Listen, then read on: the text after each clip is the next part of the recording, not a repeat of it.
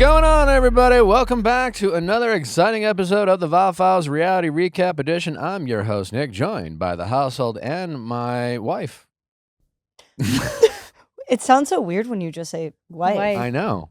That's it. It's because you're so much more. You're so much more. Yeah. much more. Yeah. It just feels like Stylish, to hot, be continued. sexy, you know? cool, Yes, funny, yes, funny, yes. funny, Funny, funny, funny, Hilarious. Yeah. Wonderful. We got a fantastic episode lined up for you today. It's so much Love Island to get to. Obviously, we have all the drama of the weekend to talk about. Kyle is a free man, and he is starting to spread his wings. Kyle Cook.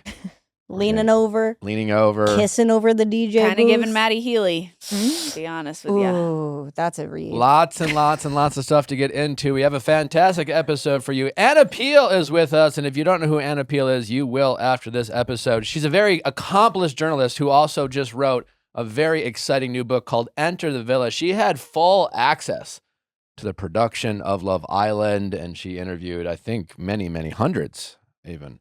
Cast members, producers, really got all the tea on the history of Love Island. She's here to talk about the show, share with us her insights of Love Island, what she learned, help give you guys a little behind the scenes of the history, the production, how it all works inside the villa. Obviously here also to talk with us about what we're watching unfold on season 8 of Love Island. Maybe she'll have some deep spiritual thoughts about the Melanie Crashout. The Melanie Crashout. That wasn't really a crash out. No. Yeah, lots and lots to get into. She's also just a big fan of all things Bravo, so she's here to talk with us about some Rhode Island. I've never in my life said, I need a stack of ones. I don't think I've ever done that. When Rula's Not yet. husband, when she came out for her party, and Rula's husband was like, wow, I wish I had a stack of ones. Words that never come out of my mouth. Nope. You know, you really Things- know you love a strip club when Things- that's the first thing. I've never When you said see your Alex. wife dressed up for a party, Right. And you need a stack of ones. and you're like comparing her to Mm. looking like she's entering a strip, like that's Entertainment for the Ladies, That's where your Yeah. mind goes, not like, honey, beautiful, wow.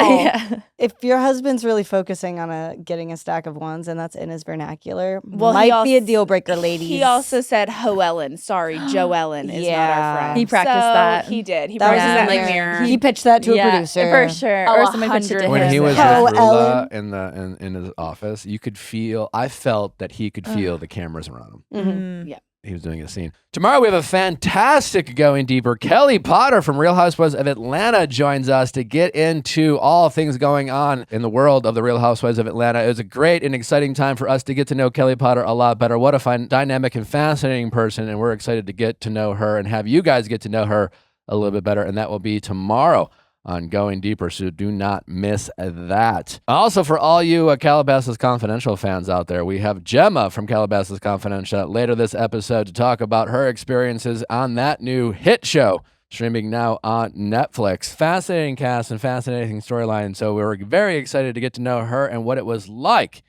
to be inside the Calabasas Confidential community. We had a date night last night. Cute. First Yeah. one in a really long time. What'd What'd you you guys do? We just went out to dinner. You know, I just loved it because, we went to Beverly Street Grill, and it's, what's the? Hillstone. Hillstone. It's a Hillstone. Have you ever been to a Hillstone restaurant? They're Really like good. There's a lot Freshest of them in sushi in Texas. town. Mm.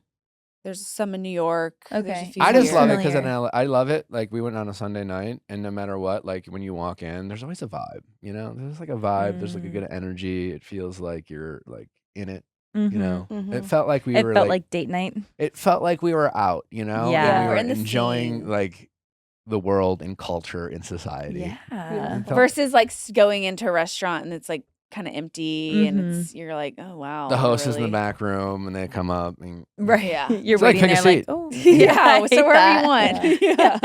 Yeah. it was a lot of fun. Would you rather have the most romantic date night in the world or for Nick to bring you Cocoa Pebbles exactly when you wanted them? Mm. See, he does pretty good with the Cocoa Pebs, but I also like I have to eat it in bed. Oh, Mhm. really? Have to, or it feels. Is it the same with the Fruity Pebbles or just the Cocos? I don't So need the she can leave a fruities. half-eaten You don't bowl like of fruities? Cocoa Pebbles with milk in at our nightside table, so that Yeah. I can take it a day later. to the Yeah. kitchen. But it's really just because I feel like eating Cocoa Pebbles, eating any like childlike cereal at a table at a bar stool. Like that feels Intention. Like you shouldn't be doing that. intentional. I poured this myself. I sat down. I was like, Yeah, I'm going it's to like, sit at this the is a meal. table. I chose this. I'm a grown up. As Yeah. opposed to just showing up. and in then bed. you're like, this is not treat. happening. Yeah. You guys, I gotta Doesn't be count. honest, it's Seinfeld rules with cereal for me. At any point in time, I'm gonna be standing there with a bowl like Jerry in his Standing. apartment. Mm. To stand and eat a bowl of cereal, I do think is the way. In my There opinion. is something about that. I haven't had a bowl of cereal in a long time, so I don't know that I can contribute to which. No, I really It's You been don't like eat my preference. number one Wow. pregnancy. Honestly, it like hits. Yeah. I bet it bought hit- oh, I bet it Cinnamon Toast hits. Crunch the other day at the grocery, which is another thing. I don't buy it when I'm grocery shopping. We like DoorDash it late at night. Yeah, you of know, course, it's like of course. all we need is the Cocoa Pebbles. That's all we need. Yeah. But I did buy Cinnamon Toast Crunch in the grocery store the other day, and midday I was like, Nick, I think I need a bowl of Cinnamon Toast Crunch. Yeah, dude. And it hits so different. It's Yeah. a pick You need me a up. good bowl of cereal. What would be your go-to, Suze? I would say Cocoa Puffs Really? or Cocoa Puffs over Is that what- Pebs. yeah. Oh yeah, Puffs. I think. You're a Mm. puff And like girl. they sometimes have the peanut butter ones, right? They do. Mm. Yeah, Mhm. I like that. I like that. Yeah. It's been so long since I've had cereal. Do you guys remember the Reese's Puffs? Do you remember the commercial that they used to do? The Reese's Puffs and the Reese's. They had the whole rap for the Reese's Puffs. Reese's Puffs. Reese's Puffs. Reese's That was Puffs. the one I remember. Anyway. Yeah, I like those. Those hit. I also love a Fruit Loop. Fruit Loop. Toucan Sam. Toucan Sam, one of the only birds I'm not afraid of. Mm. I don't like birds. Anyway. Well, it was a great date night. It was our last date night before, I assume, before the twins show up. Oh my god. Natalie's having a hard time with the transition from just a river. It's like I feel like she's gonna be mad at me. I feel like she's gonna be like, Oh. Mom, what are you doing? We had it so good. It was just Mm. us, and Just we us. did everything together, and like And now I'm potty trained. And now who are these two bitches? Yeah. And like they're taking your attention, like you can't hold me. What's going on? What's the vibes? And They're there to I'm- hang out with her. Is it like a sentimental thing of like these are your last moments of just y'all two and Yeah. River? And like I then- feel like there was before River came, obviously, like you kind of grieve what's like the last bit of you and your partner. You're like, Mhm. okay, it's never gonna be like just us anymore. We're never gonna be able to just get up and go on a date night. We're Yeah. gonna call a babysitter, figure out a schedule, and it's just gonna be different. And so I feel like I grieved that before River, but now it feels just totally different. Hmm. Like I I'm don't just want not her sure to be about mad. like with the twins how it's gonna work because like right now it's just like in the morning Ruby will be sleeping with us and there's like a cuddle session and it's just her and there's like a bonding moment. But what happens when there's two at any age? Yeah. You Are know? all three of them in the bed with us? No, I feel like River's grown up. I know that makes Natalie sad. No, like but she's not. Like that's what I'm saying. She's growing up. Not she's grown up. but she's on her way. Yeah, but I slept in my mom's bed until I shouldn't have been, honestly.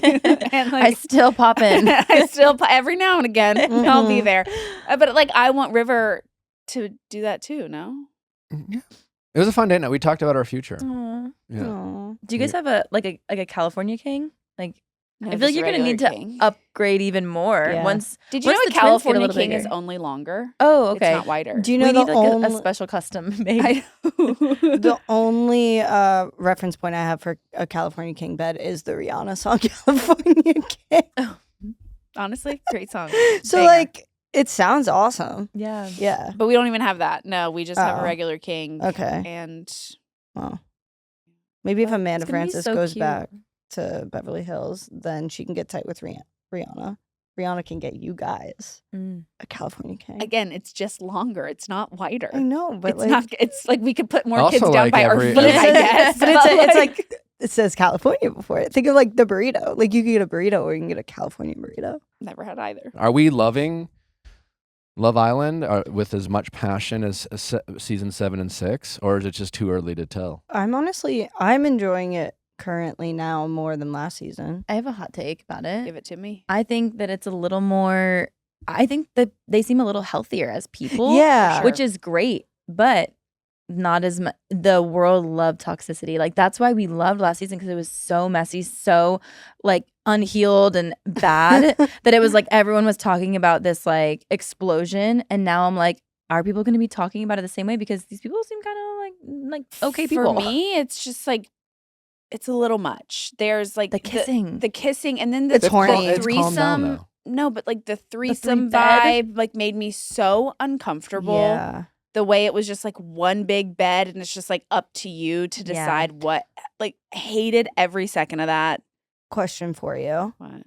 Do you think Love Island is just Coco Melon, but horny for adults? What is Coco Melon? Coco Melon? Oh yeah, I see what you're saying. I Coco think so. Melon is like this show for kids that's just sensory It's overload. the dancing fruits. It's like brain rot. Brain rot for kids. Oh I my think gosh. Love Island is Coco Melon. It's like Probably. horny Coco Melon. Yeah, Probably. Because When it's we like all watch the it around bright River, colors. she's like, It's bright colors and goo and loud music, and then No, as soon as we turn it on, you know, it's just like, sensory overload. So River's real. locked in. Like we can't put it Wait, on with oh, River. really? Oh, It's yeah. It's like like the colors, probably. I don't know, Honestly, the Drag music, Race is the same. yeah, And she's she's in just- it. We have to distract. Wow. We're like Yeah. doing Don't so many look. other things Yeah. as well. Like we Yeah. can't really watch it with her around. We had to do Yeah. some homework before date night. So we watched it. And Mhm. she was there. It was a little like. I have trying to show distract you. But her. even as an These adult, pictures. like I find myself watching it and I'm just like, you know what I This- mean? Like it has this quality to really worm itself within your brain. When- I mean, it is kind of weird. It is like a bigger conversation where I'm like, I didn't have a show like this growing up. Even if I was just in high school watching this, like, I do think there is something. I buy into all the hype. I love it. I watch it, but I do think there is something like inherently like kind of gross and icky. And I'm like, dang, like this is what high schoolers are watching and like maybe thinking is normal. I Yeah. mean, Well, Gemma's about to come up next, but before we do, don't forget that Viall Files Plus is available and ad-free for all you fans out there. Get all Viall Files episodes ad-free, plus additional bonus content like our reality recap deep dives where we dive deep into the granular topics of our favorite shows. Obviously, we're very much locked into Love Island, Summer House right now. We'll certainly get into the Valley since we haven't had much time to talk about that. Danny, I don't know. It's keeps getting darker and darker. So we'll have time for that, obviously, on Viall Files Plus. So be sure to sign up. Go to viallfiles.com to do that. You'll be glad that you did. All right, well, let's get to Jemma. As I am getting ready to prepare myself for postpartum and trying to be as comfortable and relaxed as possible, I am leaning on the pieces in my closet that are from Quince because I know that they're made with premium materials. They're comfortable, they last, they're staples, they look good no matter where you're going, what you're doing, how you pair it with. They're just pieces that hold up, and everything is priced 50 to 80% less than similar brands. They cut out the middleman and work directly with ethical factories. I don't only love their clothes, I also love they have great duvets, they have great bedding, they have great home decor. Jackets. Their blackout curtains, let me tell you, are blackout and they look chic and they look great. They also have baby clothes. I've been finding so many great things on Quince. Elevate your summer wardrobe. Go to quince.com/VIALL for free shipping on your order and 365-day returns. Now available in Canada too. That's QUINCE.com/VIALL for free shipping and 365-day returns. Quince.com/VIALL. This one's for all my TV lovers. My Entertainment from DirecTV gets you 60 plus channels and Disney Plus, Hulu, and HBO Max all in one pack. But here's the thing, with so much great TV in My Entertainment, you're going to want to talk about everything you've been watching. Just remember that your friends might not be as well watched as you. Don't be a spoiler, and encourage them to get My Entertainment for just $34.99 a month. Go to directv.com/genre packs and sign up today. New customers only. Service renews monthly unless canceled. Credit card required. Conditions apply to all apps. HBO Max Basics with ads begin after DirecTV 5-day trial. Learn more at directv.com. Restrictions apply. Jemma, welcome to the show. Thank you. Thank you for having me. Did you ever imagine you would be a reality TV star repping the city of Calabasas? Hell no. But somehow it seems kind of fitting at the same time. I'm like, maybe this was all meant to be. I was meant to be here. Yeah, it feels like it makes sense because I mean, I don't know. I mean, usually back in the day, it was always like Beverly Hills and some of them are like iconic cities, but Calabasas more and more you hear about like that's where a lot of very fancy people Yes. seem to Yeah. lay their roots Surprising down. it took this long. Yeah. You know? Me too. I've been waiting for this, honestly. I'm like, and then when they came to me, I'm like, yeah, let's do it. I would watch. Thank God. I mean, it was striking the first episode. You have like Brett Michaels' daughter, you got Master P's son. Yes. I imagine going to high school or growing up in Calabasas, did you realize that so many of your peers or people, like families, were, legends or Yeah. super famous, or was it just kind of I mean, didn't honestly, know? because we all grew up together from when we were so young, you don't know that. And then you just are like, once we start getting older and people start having crazy parties and like artists start showing up as like to perform at like a 15th birthday party, and you start realizing like people are bigger Yeah, was than it what like you think. Diplo when he recently performed Yeah, for we did someone's like second. his son's kindergarten graduation or something? Oh yeah. Iconic, honestly. Did you ever have Yeah. a moment like that where you were? Oh, I'm not at my party specifically, No, but but were you able to participate or get invited because some of your friends were shot? Yes. You know, Trippie Redd, Travis Scott, like just at random birthday parties in their backyards in Calabasas. Yeah. That's crazy. So when this opportunity came about, they came to you and said what? What was the like original pitch that you heard? Basically, that we're looking for kids that grew up in Calabasas that went away, are now coming back home in their 20s and have no idea what the fuck they're doing. And I was like, I'm perfect. Literally. Now, we couldn't help but notice that in the early episodes, especially even centered around you, there were conversations about relationships that took place in high school. Yes. Now, for you, how did that feel? Or was it like, did you have to lean into that? Or did it feel a little like odd for you to like go back and reminisce about like high school? Or did it make sense? Or was it actually something that was still like gnawing at you? I think so. The relationship that I had to relive on the show with Dylan, I feel like, yes, it started in high school, but the thing with Dylan and I, it never ended. Okay. And so it is a long, ongoing thing that he likes to dismiss a lot. But it's still very present in my life. I can't shake the man. And that was it. So going back onto the show with him, it was still very much present, current emotions because. What is it about him that you can't shake? I don't know. I think I really should have listened when they said, like, be careful with the guy you lose your virginity to. I feel like that's like, you get told that your whole life and you think it's such a They do say small that, yeah. detail. But I don't know. I was young. I was like, I like him and he was a piece of shit. But like, you know, and then I decided to do it. And then now Is he a piece of shit or is he just a boy? That's a good question. Honestly, I think he's just a boy at the end of the day, but a boy that is learning and growing. And then what do you like? Do you have friends or family in your circle who are like, what? You know, I don't know. I had to learn the hard way dating but like when does your friends or family or support system, whoever it is you go for relationship advice, what are they telling you about Dylan, and where do you draw the line between giving him as an excuse that he's just a boy and holding him to like, how old is Dylan? He's 24. Okay, well, he's a man. Yeah, he's an adult. He's an adult man. But yeah, where do you draw the line? Well, actually, my parents and my family had no idea about Dylan up until they watched the show. He was more so just like a friend that I would bring around. Wow. They had no idea that they had about anything that happened to me in high school related to him at all. So is that weird? Yes, they're all like kind of looking at me at the table, like, say what like a little weird right now. I'm having? like, oh, you guys know too much. That's interesting you say that, because then like Brandy with her son, she was like, I knew he lost his virginity when I heard like exactly. Yeah. So it's like it was very like fluidly open with parents. Yes. But then with you, I guess it was different. And it's not like my parents make it a weird thing to talk about at all. I just feel like I don't like to talk about it with them. Yeah. My family, I don't know if you catch like the vibe on the show, but we like to make fun of each other a lot. It's very funny. And like we're kind of like friends almost. My family, we're very close. And so I feel like I'm the youngest. I've seen my older siblings bring in people, and like my parents still will bring it up at the dinner. Remember that guy? Yeah. And I'm like, oh, I don't want to deal with that. So And wait, going back, you said it's ongoing. So you're still doing whatever with okay. Not like to this day. I think we're very comfortable with each other. It's very toxic, and you know, sometimes you like that. How many times have you cried over him versus he's cried over you? Oh my God. Okay, to be fair, I've gotten the fair share of Snapchats like crying from him, I will say. Okay. But I've definitely cried more. Okay. I mean, him saying that you are just a 2 a.m. call, and then he goes, oh, maybe sometimes midnight call. That's crazy. That's crazy. I know. I mean, Insane. like he called me right before this. What time was that? Like noon? Yeah. Exactly. He got the wrong 12. He got the wrong 12. Yeah. I empathize with you because it felt like he was messing around with other girls while you weren't. Yes. Is that accurate or?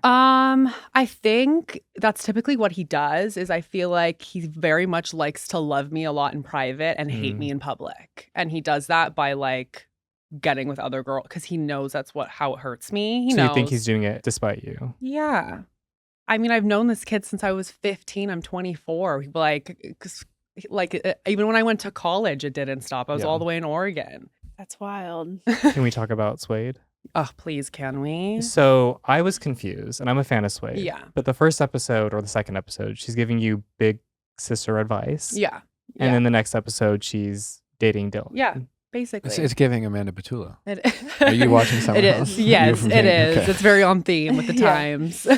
And like, she was close to you, right? Yes. So like, was that as shocking? 100%. I think everyone was completely shocked by that because she was so much like, I'm bigger and better than all of you. She was really giving that vibe, and I'm gonna coach you guys and like be this big sister to everyone. For the show specifically, or no, just in life. I feel like she always is like, I'm just gonna be a person you can go to because I've been doing this for so long, and like she acts like why would I even bother, with that? Right. That's basically how I got it from her. Is like, why would I even bother with that kid? Like, and then they went home after Kikichella, and I don't know.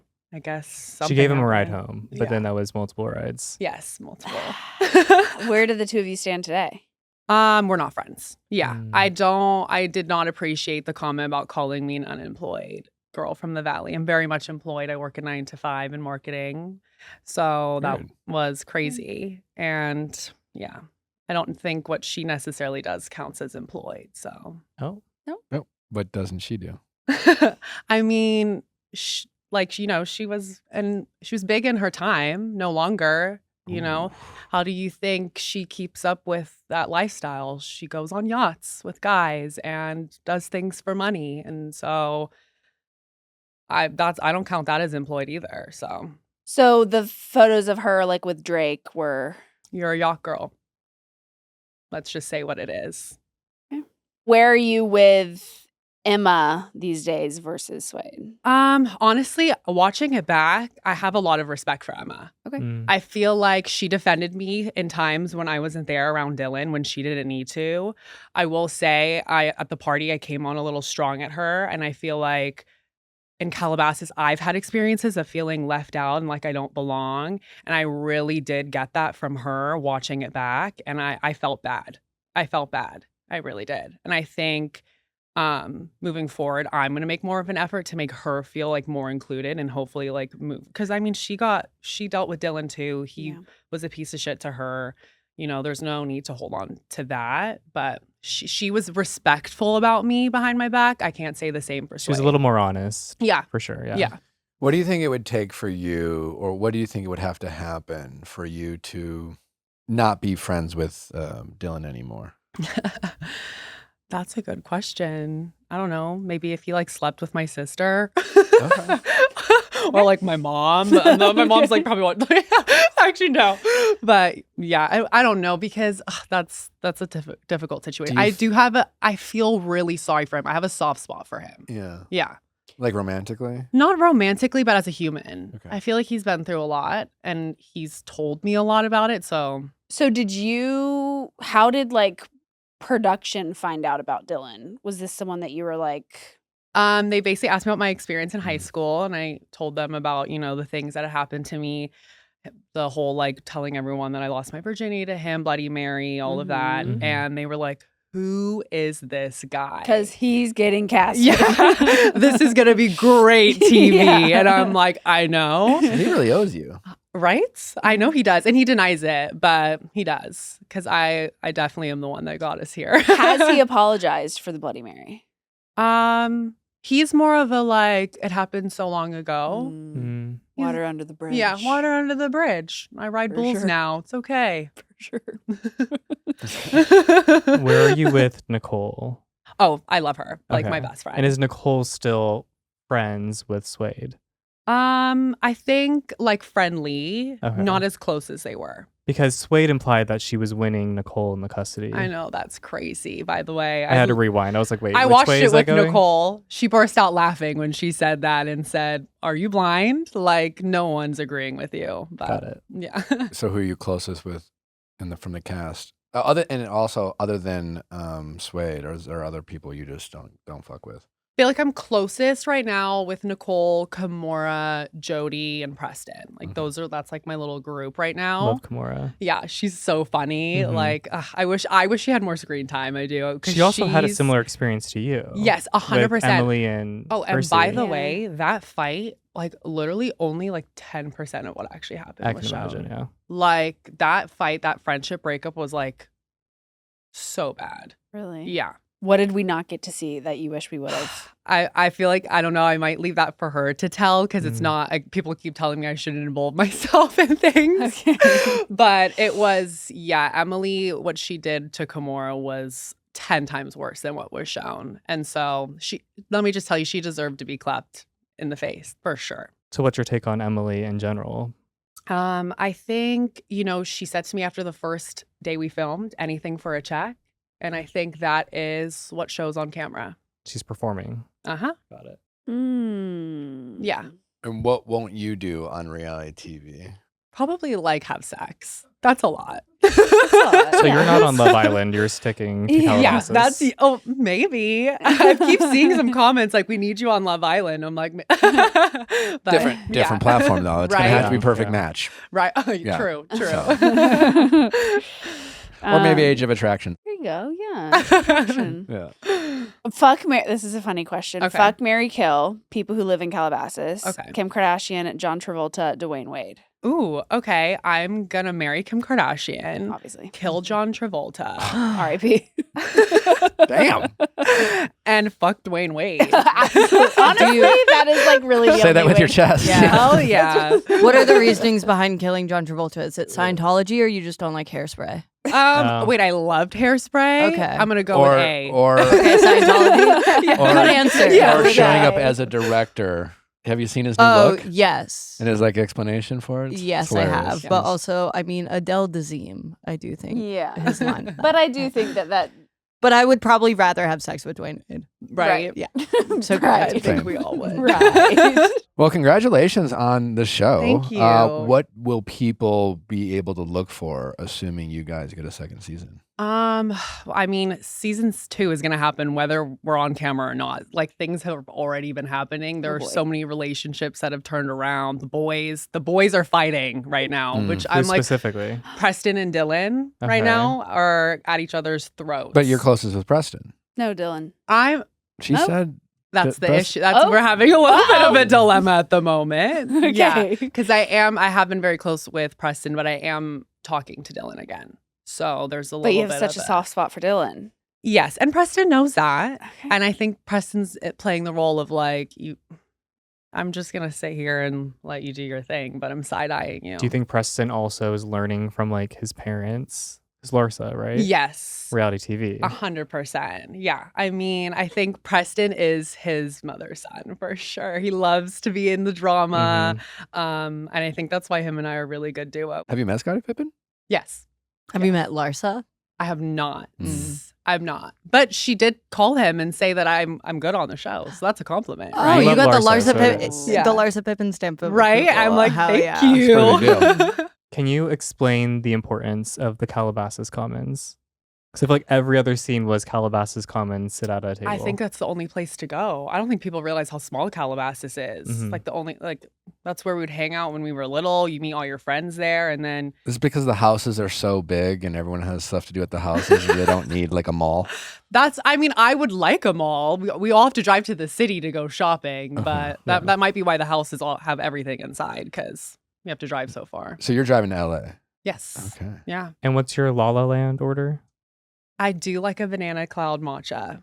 Yeah. Okay. It's like my go-to. And growing up in Calabasas, were you familiar with the location of the Bachelor Mansion? And was that like a thing for people in Calabasas? Yes, I drove by. You were the only Bachelor season I ever watched. Oh, I'm so sorry. So sorry. Literally the only one. Literally the only one. It was a pretty good And season. so when they told me that, I'm like, oh my God, again, meant to be. Because what are the odds? The Meant to only be. Bachelor I've ever watched. What made you watch that one and not the others? I thought you were cute. Oh, Yeah. Yep. Go, girl. you, my wife, and my mom. Yeah, it's just us three. Well, thanks for coming on. That was Thank you. congratulations on what we hope is a massive hit for you guys, and it's a very fascinating community and show, and hopefully you Thank guys you. are around for a long time. Thank you. I hope so too. Thank you for having Thank me. you for coming. That was great. Thank So good. you. I love Jemma. Can I just say? Like this whole weekend, I was scrolling through different TikToks and clips of like, she's still out with Dylan. She's still beefing with Suede. I think people are calling it the next OC in Laguna Hills. They definitely are calling it that. I for just wonder sure. what I would say to River if she was hanging out with a Dylan, and obviously, like she would be an adult. It's going to be challenging having these conversations with my kids when you're past the point of like you can't do that versus I don't think you should do that. I just can't imagine hanging out with all the people I went to high school with. Like that is my nightmare. Love you guys, but Well, if you want to live your nightmare, be sure to check out Calabasas Confidential. Is out now and is on Netflix. For all you Love Island fans, the moment you've been waiting for, Anna Peele is up next, and we get into the dirty details of just everything about Love Island. Like I said before, Anna wrote a very awesome, compelling book called Enter the Villa. Talk all things Love Island. We get into a little summer house and Rhode Island as well, and that is all up next. This episode is sponsored by BetterHelp. During the summer, people are either thriving or surviving. For some people, it's travel, plans, kids out of school, and nonstop activity. For others, it can feel overwhelming, like you're just trying to keep up. Well, listen, no matter the time of year, whether it's summer, fall, winter, it's always good to check in on your mental health. And through the help of a mental health professional, therapy is now becoming more and more accessible. Thanks to BetterHelp, we know how difficult it can be to get therapy. It can be intimidating, it certainly be costly, and just feel generally inconvenient. BetterHelp is helping alleviate all those pain points. They're working with over 30,000 licensed therapists and have served over 6 million people globally. They make it incredibly convenient. My favorite part is with all the therapists that they're working with, they help ensure that you work with a therapist that you feel good about. That's the most challenging part about therapy is just finding the right therapist, and you can switch for free until you land on someone you feel connected with. It's truly a great way to just prioritize your mental health. Make sure you're keeping your mental health as in great shape as you do your physical health. It's as important as your diet. It's as important as working out, sometimes even more. And BetterHelp is helping people do that. All you have to do is go to BetterHelp.com, answer a few questions about the therapy that you're looking for, and you could be talking to a licensed therapist in no time. You don't have to say yes to everything this summer. Find support and therapy. Sign up and get 10% off at BetterHelp.com/VIALL. That's BetterHelp, HELP.com/VIALL. Whether you're paying rent or a mortgage, it hurts the wallet every month. That's why we love Bilt. I felt a little left out when Bilt was only awarding people for paying rent. But now if you have a mortgage, you too can benefit from the joys of Bilt. Bilt rewards members with points on housing payments. Whether you buy or rent, you can redeem points towards things like travel, fitness classes, dining, and more. they work with partners like United, Hyatt, Lyft Rides, and Amazon. The Neighborhood Concierge feature can help you make restaurant reservations, book fitness classes, and discover local spots. Bilt has over 45,000 merchant partners, creating even more opportunities to engage with the membership experience. Bilt takes something you're already doing every month and turns it into something a little more rewarding. Join the membership for where you live at joinbilt.com/VIALL. That's JOINBILT.com/VIALL. Make sure to use our URL so they know we sent you. Well, if you love your dogs like as much as we love our dogs, Jeff and Steve, you want to make sure you're feeding them top quality dog food, and we are doing that with Ollie. Ollie's recipes are developed by real chefs and backed by vet nutritionists using high quality ingredients. They create fresh meals designed specifically for your dog. From the moment you start, everything is tailored to your pup. Their meals are portioned for their needs, and you get a pup tainer in a scoop. So storing and serving is simple and clean. It's just like the peace of mind you want. You obviously love your dogs, and when you're feeding yourself or your family, you want to make sure those ingredients are good for the people you are feeding. Your dog should be no different, and now you can have great high-quality dog food thanks to Ollie. What stands out to us is just how easy Ollie makes everything, and with twins on the way and our world about to get a little bit more chaotic, easy is what we need. So get ready for both you and your pup to be obsessed. Head to ollie.com/VIALL. Tell them all about your dog and use code VIALL to get 70% off your welcome kit when you subscribe today. Plus, they offer an obsession guarantee. If you're not completely obsessed, you'll get your money back. That's OLLIE.com/VIALL. and enter code VIALL to get 70% off your first box. Ollie, feed the obsession. Anna, welcome to the show. Thank you so much for having me. I'm thrilled to be here. We're so excited to have Super you. excited to have you. I've known Anna for, well, I mean, I met you a couple years ago, which was very cool. And now she's written this really cool book called Enter the Villa. That gives you basically the oral history, like an oral history or a history of Love Island. You describe the book. It's the whole story of Love Island from UK all the way to the present seasons. Talked to so many Islanders, talked to so many producers, the creators of the show, the hosts. I went to the villa. It's like everything. It's from everything from casting to how they do the challenges, and then like how it impacts the people who go on the show. So how, first of all, I'm just curious, how did you get this type of access? Because I imagine, when it comes to reality TV, obviously the production of these shows are very kind of protective of how these shows are made. And, there's always so many like nuanced conversations about reality TV, which we often have on this show in terms of like, what's the limit between like making a show versus the reality of it. And it's always very fascinating. But I'm just curious, how does someone like you convince all these people to sit down with you, have these conversations to kind of give us the inside scoop of Love Island? Well, I feel like you would know better than anybody because you work independently. Obviously, the networks aren't vetting what you're going to put out there, but you have relationships with them and they trust you because they know that you're going to talk about it in a nuanced, thoughtful way. And so I had written about Love Island before for Vanity Fair, where I'm a contributing editor. And that had been dealing with like very serious stuff because 3 former cast members of Love Island UK had died by suicide. And so I talked about how the show changed its duty of care to protect cast members going forward. And so like that's about as dark as it can get for a reality show, right? Sure. Yeah. And so after I did that, they were like, well, if she handled this way, like, okay, like we're cool with her. And then so the first thing I started out doing was literally going to the villa. Wow. And so I was like, okay, like I'm in. But I was clear with them from the start. Like, it's like, this is unauthorized. Like, they're not going to be able to read it. But, we worked together to get access to, people like Ariana and Maura who are so unauthorized means that, you're going to write it and you're not like asking for their approval before you edit it. Is that basically it? they didn't read it before it came out. Okay. Wow. So they didn't know what, they didn't know what was in it. But I think everyone's pretty happy with it because I think they can tell, like, I'm coming at this as a fan and like, this is really like a love letter to the show. But when you're like writing about something that you love, you also have to be honest with it. And not everyone who goes in the show has a great experience, even though literally no one I talked to said that they wish that they hadn't done it. Even people who like had depression issues afterward, they're like, I wouldn't have ever gone to therapy if I hadn't gone on Love Island. Interesting. Wow. Well, was that one of your biggest surprises talking to cast members? I was surprised that some of the people I talked to Aaron from season 6, who, kind of wound up being one of the villains of the season and really went through the ringer. And, fans really turned on him and they didn't like how he treated Kaylor. And like, it was super traumatizing for him. He had major mental health issues afterward. Like, he couldn't get out of bed. He said he still thinks about it every single day. I know. And even he was like, I have now learned to take that my choices are my own. I have to take accountability for what I do, and I have agency in my own life.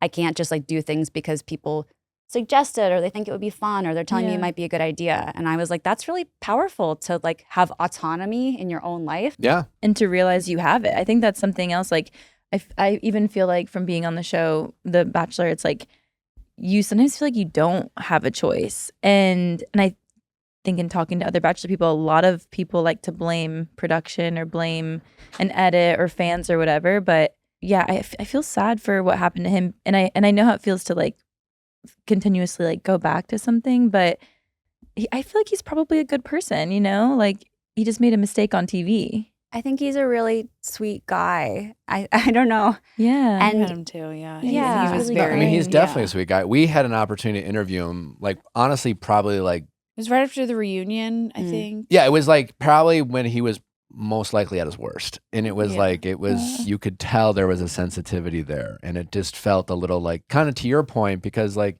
you meet him and he's like this gentle guy and he was like very sweet and like it's not to say that he obviously made mistakes and you could critique his behavior on Love Island with Kaylor, but just the way the audience kind of just goes and whatever, like they're very hyperbolic, and one line Casa turns into you're a narcissist and all these names, and people really come for your character, and it's very, I think for a lot of people on a reality TV show the first time aren't anticipating that, and they will internalize that and start like, most of us aren't psychopaths and we're not narcissists, even though the world like is this kind of naming everyone. And if you aren't one of those things, when you get called that, and in fact on Temptation Island, remember when Kaylee and Summit, Kaylee was like, yeah, he's she was just saying like he's a sociopath, and he heard that, and it was like you could tell he was like, am I like right? And thank God, if you aren't, it will bother you if you're called that, because you reflect. If you are a sociopath, you're like, no. Yeah. Well, it was really interesting talking to people who like became the villain of their season, and like who it really wounded and stuck with, and who like just sort of like internalized it and then used it to make changes and moved on. And I think it's what you said. I think it's like, if that doesn't resonate with you, if you're like, that's not me, you're misunderstanding me, I think that hurts so much more than if you're like, okay, yeah, that is something about myself that I do know, and I do need to work on that. Do you feel that, like, in comparison to other reality TV shows, like a Housewives, for example, that the way a villain edit happens on a Love Island or a dating show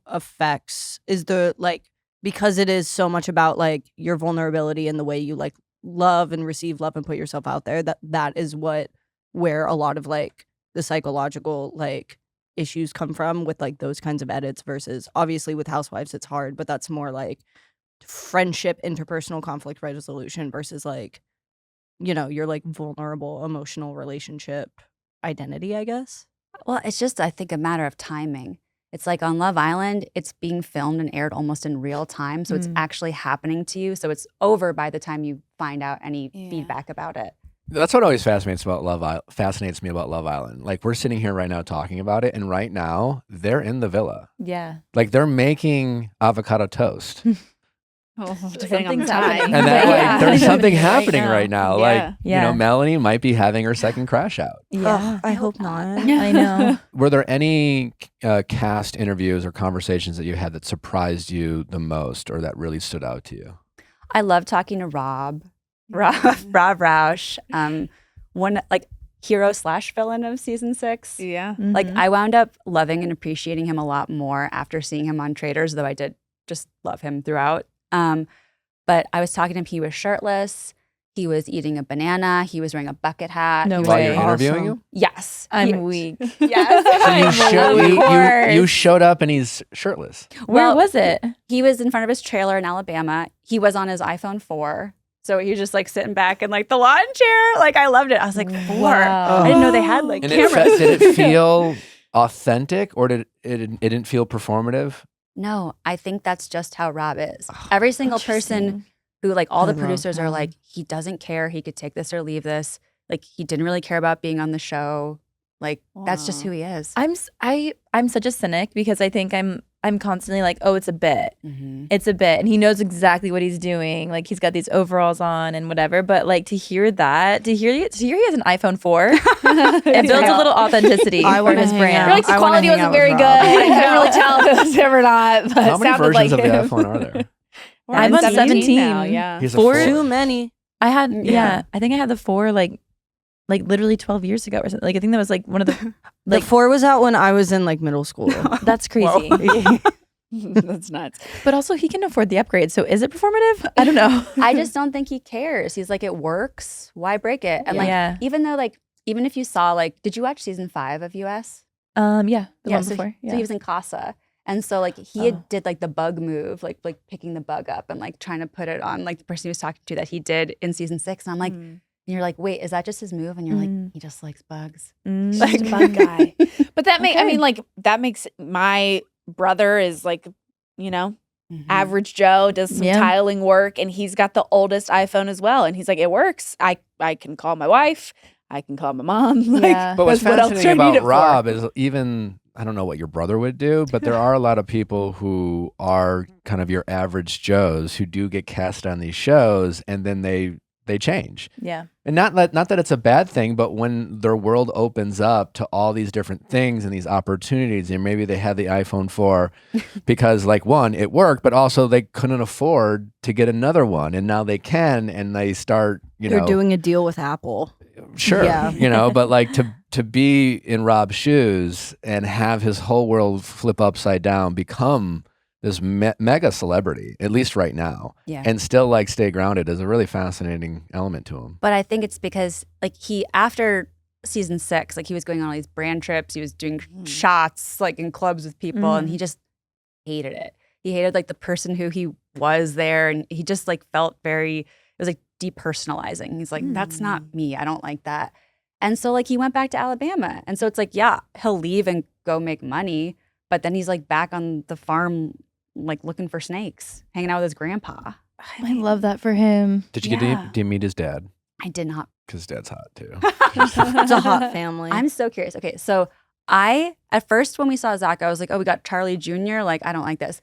I love Zach. He's a little freak. I love him. He is a little freak. I also love it because, like, as someone who comes from a family of 10 siblings, you've seen this with Love Island cast. They release the cast photos. Everyone's up in their Instagram. They're following their families. Like I have 10 brothers and sisters. We're very different. And like, I feel like the world will oversimplify, your family members and what they like and what they stand for. And you really can't get to know someone by who their sibling is. And this is a much more simpler example of that with Charlie and Zach, where like they look like each other. They come from the same family, but different personalities, like different vibes. Charlie seemed to be like a more nice, easygoing, good looking, but for whatever reason, the women last year didn't really like vibe with him. But Charlie seems to be a guy that like a lot of the women are like into. And he clearly has a different vibe than Charlie, which is fascinating because they are brothers. I mean, if that baddie kid is going for him, then he's got something. I know. You also interviewed Charlie XCX for this book? I did. I did a cover story on her for Vanity Fair. And yeah, I was like, oh, like, I think I just mentioned that I was writing the book. And she's like, oh, like, I watch Love Island. I love Love Island. And I was like, oh, like, why do you like it? And she's like, it's just so fascinating watching people be so mundane. And then we were talking about the moment that she was in because it was right after Brat. And I was like, well, how do you feel knowing that this moment isn't going to last forever? And she was like, it's like Love Island. Like, it's special because it won't last forever. Like, that's what's interesting about it.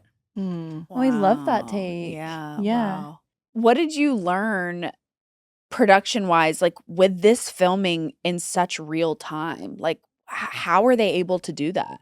So they have this thing called the control room, and it's all the live streams of all the cameras. There are different number of cameras in the UK and the US, but it's, like 70, 80, like around there. And so it's just like all in a board.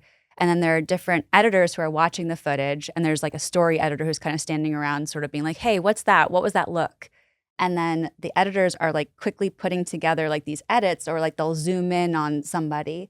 And so like in real time, they're like, is this a story? Is this a story? And like, it could not be anything, but like over the course of a day, you see like, okay, that was a thing and that wasn't a thing. And then they have this big whiteboard and they keep track. It's like A story, B story, C story. Whoa. And so like the story plays out, and then like once it's done, they erase it. Like, and it just like keeps going until the end of the season, and the whole board is blank. But it's just like, it's all happening on the fly. And like, that's why sometimes like things will happen and you're sort of like, oh my gosh, like they're making a big deal out of this. Is it something? But they obviously don't know how it's going to end. So it could just be something we never hear about again. I actually learned this last week because, like, with so many shows, they film it, they have a down period, they edit it. Then sometimes we're lucky enough to get screeners often to talk about. And I was like, how can we get some screeners for Love Island? Is there any way you can get them early? And because it moves so fast, they have like some kind of live stream that executives at Peacock will be able to watch while it's like being edited in real time. So like by the time it gets out, they're not even really watching. There's not even really a screener. There's like a live edit that they are watching and reviewing at the same time, which is also just fascinating because usually like you have so many eyes on these things. There's so many notes, but like with Love Island, they don't have the time to be that thorough. Well, Not that it's not thorough, but it's just more. It's forced to be organic. Yeah, and that's what's so fun. It's so spontaneous. Like they're constantly like, well, first of all, they do have like there is like a morning rough cut, and then there's like an afternoon, like slightly less rough cut. So they do like sort of like see it, but it's not, it's not like exactly like what we're seeing. But yeah, it's like they told me that so many times, like, because they ask everybody, they're like, who do you like? Who don't you like? Who are you vibing with? Like, is there anybody besides for your, the person in your couple who you're into? Like, who would you send home if like there were an elimination? So they have like a pretty good idea of like where people are at. But they were like, we make a plan for the next day based on what everyone tells us.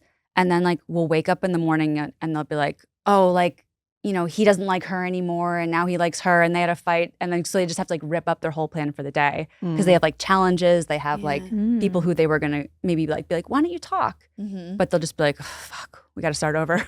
And they are filming, they have one off day, right? That they like go to a hotel. I feel like I've heard this before. They have an off day and then they also get lunch off. And so like they're separated by gender. They're still mic'd so that they make sure that they're not like talking about the show or their relationships, but they'll just talk about home and, like what movies they like. And, they'll do glam and like the boys will play sports and they'll listen to music and like, it's like really wholesome. It's really cute. Do they keep them separate, the guys and girls? Okay, so it's completely separate. For lunch. One thing I wanted to get your perspective on, there's a part in your book where you interviewed a producer, and I think something to the effect that they refer to themselves as master manipulators, which I thought was interesting because like I have this very kind of interesting relationship with producers. I know so much, and like I see both sides. I'm curious, as someone who's covered it from a journalistic standpoint and as a fan standpoint, how did you receive that comment, and did it change your perspective on the authenticity of reality TV? So when he said field producers are master manipulators. So it's like the people like that. He was an executive producer at that point, and like he's talking about the people who are talking with the actual cast members. And it's like you said, Susie, like sometimes people will make like you'd be like, oh, I don't have a choice, but like you always have a choice. And I feel like you shouldn't go on a show like this if you aren't comfortable making your own choices, even because like, friend of the pod, Jeremiah, he said like sometimes they would encourage him like, why don't you go kiss her? Like, why don't you go do this? And if he didn't want to do it, he wouldn't do it. If he did want to do it, he would. Yeah. But they just want to keep people from sitting around on the couches and like just chit-chatting. They're just doing their job. Yeah. The show would be really boring if there weren't anyone spurring them to action. And honestly, like some of the things that we think of as like being like manipulative or like harmful, like Serena and Cordell, right? Like the true love story of season 6, one of the true love stories. Still together. But it's like, that was torment for Serena. They put in a woman who was there. She had said she liked Cordell. She meets Cordell at Casa. They immediately get together. That was so painful for Serena. And they sent her the footage of, Cordell and the woman like doing what looked like hooking up. And so like, it was awful, but if that hadn't happened, then I don't think that Serena would have had the perspective to realize how much she liked Cordell. And I think Cordell wouldn't have realized how deep Serena's feelings for him were. And he might have taken, not that she was an easy choice, like she was a lovely woman who clearly was really into him, but like I don't know that he would have stuck it out. Like in real life, would you stick it out if somebody kept kind of like blowing you off and being like, yeah, I don't know if I like you? You'd probably just move on. Right. But because you're in the villa and you literally have to live with these people 24 hours a day, it's like you learn to live with the consequences of your actions and how to move forward in conflict or peace. Yeah, well, there's also this element that I think, and it's funny because when I read that, I was like, well, it makes sense that they say that, but I was surprised that a producer said that, not only because it's not from I can't believe they admitted to that, but I almost felt like they took a little bit of, almost like they undersold what they did a little bit, because and Susie knows this, and I've referenced this before, but like being on The Bachelorette, like when I was filming the second Bachelorette, I thought there is no way they're going to let me get this far again and have me be left at the altar, so to speak. They wouldn't do this to me. I had so many I'm not here to do this. I'm not here to be this. And they did it, and they did it anyways. And not only did they did this, they like forced Caitlyn they wouldn't let her break up with me the way Andy broke up with me. They're like, you can't let him not have his moment. I'm thinking, you're doing the worst thing possible for me. This is cruel in this moment. But the truth is, like, had they not made her do that and they not made me go through it, like, I had a really great moment. Maybe my best moment to that date, where it was like I was vulnerable, I was really hurt. I would have never greenlit that on my own. I would have been like, there's no way you're going to let me do that. But most reality TV stars don't realize, and I'm always telling them when they ask for my advice, your most vulnerable moment is your best moment. Like, and you can't fake that, and you would never choose to, like, be, horrified. Like, you would never choose to put yourself in that situation on your own, because you can't see the forest through the trees. You don't know how this stuff works. But all these producers, they kind of understand the beats of the show. They understand what the audience wants, and what often feels like very cruel in the moment. And it might take you a couple years to realize it, but like they in a weird way will have your best interest in mind, a la Cordell and Serena, where it's just like, you need to be forced into conflict in a way in a short period of time, so you can figure out how you're gonna, like, respond to that conflict. And how we respond to that conflict is what makes us all fall in love with these people, or not fall in love with them, and that creates all the discourse. But it's like, it's one of those very complicated things as a fan to understand, and as a reality TV star, like, the intentions of these producers. Like, even though they put us in these situations, it's not because they're cruel or they don't wish us the best, but they are trying to, like, do their job and create good TV. And it is a constant balancing act of, like, what is the line of pushing these people too far versus, like, encouraging them get to a place that we know they're capable of. Sometimes, like you said, when you screw up, like, how you handle that, how you make amends, how you grow from that, like, because there are people on the show who have never even been in relationships, let alone never dealt with a breakup. There are people who have, like, only broken up with people by ghosting them. There are people, I talk to people who are like, I didn't even understand what empathy was. And, like, you watch them develop, like, they become sentient. They, like, realize, oh, other people have feelings that are different from my own, and my actions impact them. And, like, I don't want to hurt other people. And, like, I need to move through the world more sensitively. But they wouldn't learn that if they didn't make a mistake in the first place. Right. I kind of love that. I think we talk about a lot of reality TV, and even with, like, the Valley and stuff like that, I feel like some things have come up recently where it's like, sometimes it takes watching yourself back, and as horrible as it is in the moment to have people perceive you, whether or not that's your intention, it is kind of a beautiful way to, like, to grow. And it's interesting because they're not seeing our reaction in real time, but they're obviously living in a villa amongst other people, and, like, that conversation with Bia and Melanie and stuff, like in real time, we saw somebody, I think, grow in that moment. Well, the hard part is, and it kind of reminded me of that moment with Melanie, because, like, and we'll get into obviously that conversation, but, like, Melanie's reaction just reminded me of any time I've gotten called out by a friend or someone where they're like, I didn't want to admit it, but it felt like there was some truth. And like, usually when you have, like, I can't believe that happened, or you said that to me, like, it's usually rooted in, like, you're calling me out. You're calling me out, and it's a very, like, difficult thing. And then, like, in the broader scheme of things in reality TV, what's difficult is, like, if people, like, will ask me, like, what do you think of your edit, your time, and they're both true. Like, on one end, when if someone were to watch my first couple of seasons of The Bachelorette, I'm like, this is not me, like, you can't, like, that's not who I am. But, like, if I'm being really honest, that's part of who I am. Like, I can be all those things, and, like, and there's that hard, and when fans start talking about some of those things, it feels inauthentic, but also, like, I guess that's kind of fair, but, like, it just feels incomplete, where people, like, don't know, well, yeah, I'm this, but I also have these other sides of me too that you didn't get to see. And then you find yourself wanting to, like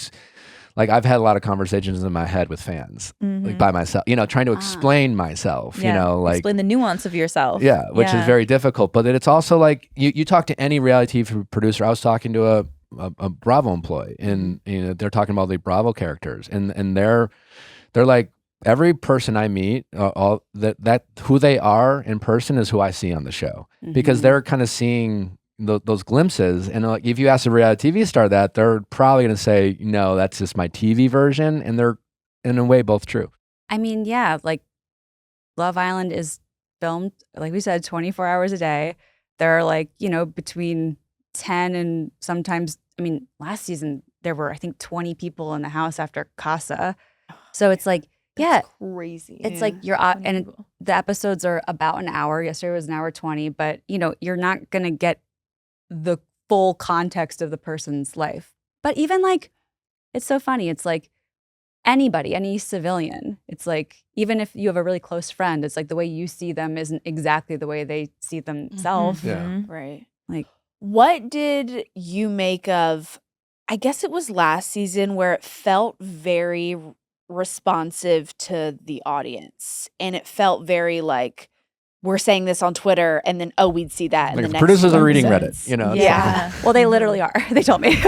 Oh wow. Okay. Yeah, they're all over it. Yeah, Cool. they're very tuned into what's going on. And if you looked at the app, like they do the polls even when Right. there aren't dumpings, and they were like, "Is there too much kissing?" Like, yes, we're reading the comments, Oh, and it's like interesting. you'll notice there wasn't a lot of kissing yesterday. Right. Yeah. because it opened thank up kind God. of raunchy this season a little bit. It was too much. It was too much. Yeah. We opened up the show, and I was saying how the threesome vibe. I'm like, this is so uncomfortable. It was so Yeah. weird. Mhm. Why couldn't we put 2 beds in there? 3 beds. 3 beds. I mean, like, I get that it's not, but it just, like, you just meet these people, and then they're like making out on the bed with each other. It all just felt so weird. And someone's waiting outside. It feels Yeah, like it was does like, hey, feel go a bit sit on like this bench out front. Like, let them meet, let them talk. It felt forced. Yeah. Yeah. Well, UK is doing that. Like UK is really back to basics, and it's like they're really like putting the people in the villa and just sort of seeing what happens. It's such a different vibe. So it's like such a slower burn. And then in the US, it felt like we got shot out of a cannon this season. But I feel like they did that because the first few episodes can be a little boring because you're like, I don't know them and they don't know each other. So there's no conflict that's super interesting. It's conflict about like, oh, I didn't like, you're talking to the same person I like, but I don't even know you. So what do you owe me? And then I feel like now they're pumping the brakes and now we're getting to see them as like human beings, except for Gabrielle, who we still haven't heard from. Everyone on Twitter is like, he like doesn't even know this is being filmed. Yeah. He's just there to fuck. Yeah. He's just there to like make out. He's just really horny. Yeah. Well, just Although- one thing I didn't like love producer wise is like that was the second episode. Like it almost was given like bachelor date. Like why did they leave the villa? It was like, and they were like walk, when they had their little like threesomes and they went like and it was like a forced 2-on-1s all of a sudden. And it was like, wait, why are we trying to mimic The Bachelor? Everyone out there is mimicking Love Island these days. Bachelor in Paradise, that revamp was like a really, really bad version of Love Island.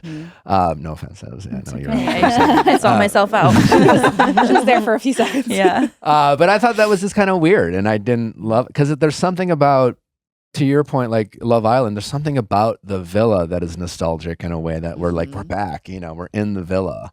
And I was telling this to Natalie, you know what I love about Love Island that makes it so, like, there's something about the men bringing the women breakfast that feels so like wholesome and all Yeah. like just very, like It's like summer camp.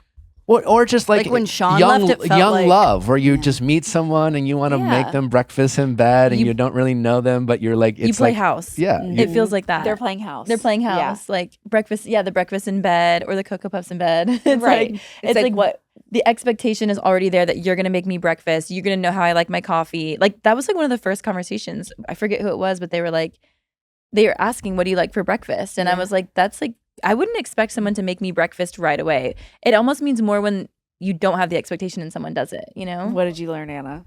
I mean, it's one of those things, like there are these sort of like unofficial villa rules where it's like, Sincere broke this rule where it's like, don't pull someone for a chat if you're in a couple without telling the person, Right. It's like there are just these sort of like unspoken rules that everybody knows, or it's like, don't go to the terrace with somebody if you're in a couple and like you like the person you're going to the terrace with.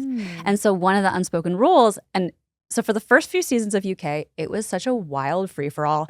First season, they were drinking, they were smoking, like people were literally drunk on camera. It was so wild, and it was so misogynistic. Like it was so wild. Like people were like, they'd be like, well, you gave me a hand job. Like, it was really ugly. Oh. And so like, as the show got more popular, I would say like season 3 to season 5, like they were like, okay. First of all, they started doing training. So it's like now they train them for like microaggressions. They train them for like misogyny. They train them for ableism. Like prior to filming. Yes. They're giving a little crash course on How to like, get a HR human. department. Yes. Yeah, truly. They even train them like, they're like, okay, there are going to be like 12 people in the villa. There are 2 bathrooms. Like, here's how you're going to handle like the bathroom situation. Because like, imagine everyone's having their coffee in the morning. Disaster. Pile up.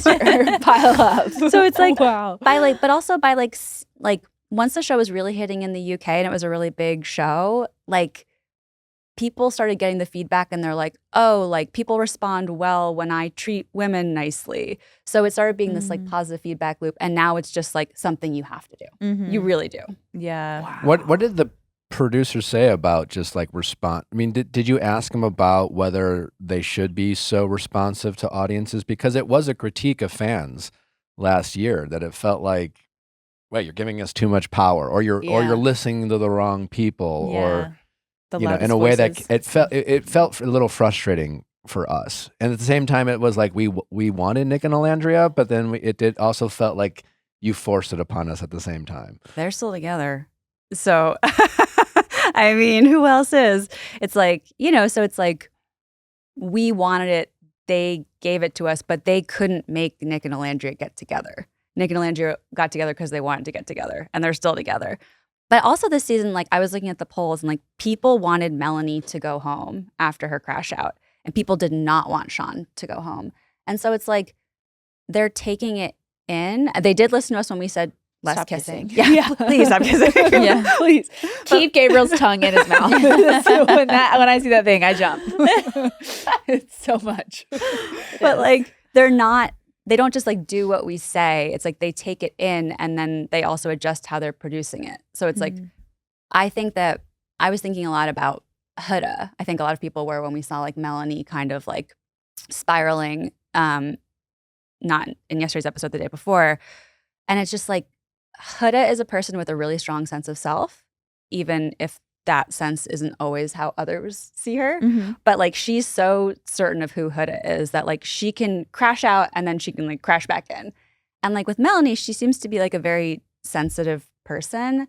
And so like it looked to me, and producers say this, it's like if somebody is like really not doing well, like cast members have said they'll let you hide in the beach hut, which is where you do like the in the moment interviews, or they'll let you stay in bed for a while, or they'll like talk to you, or they'll send you to the psych department. But like they don't want people who don't have the resiliency to crash out and crash out and crash out to keep doing that. That's not what they want. So to me, it felt like they did what producers do. There's conflict, there's resolution. And so it's like they encouraged resolution between Bea and Melanie. And I think we got that. And I think that was a really moving moment. That was really great. Before we actually get into the show, a couple of things I wanted to ask you about before we dive in. One, a lot of fans have a lot of questions and frustrations with the screening process of cast members. Did you have any conversations with producers about how they cast these people on the show and the challenges they face every year with, like, we've already had it this season where, we saw cast photos and then we didn't see cast because things were discovered. How do you, I have my reasons why it's so hard to find these things, but I'm curious what you heard from production itself. So they start casting months and months before, and the final lineup isn't settled until days before they start filming. It goes until the very last minute, and they have this big board, and it's with like different series of 10 Islanders, and who they think could be like a great original lineup. And so, now more than 100,000 people are applying to the show. Most of the people who are on the show are not applicants. Most of the people who are on the show are people who have been recruited. They've scouted. Yeah, exactly. Like they can be recommended through another Islander.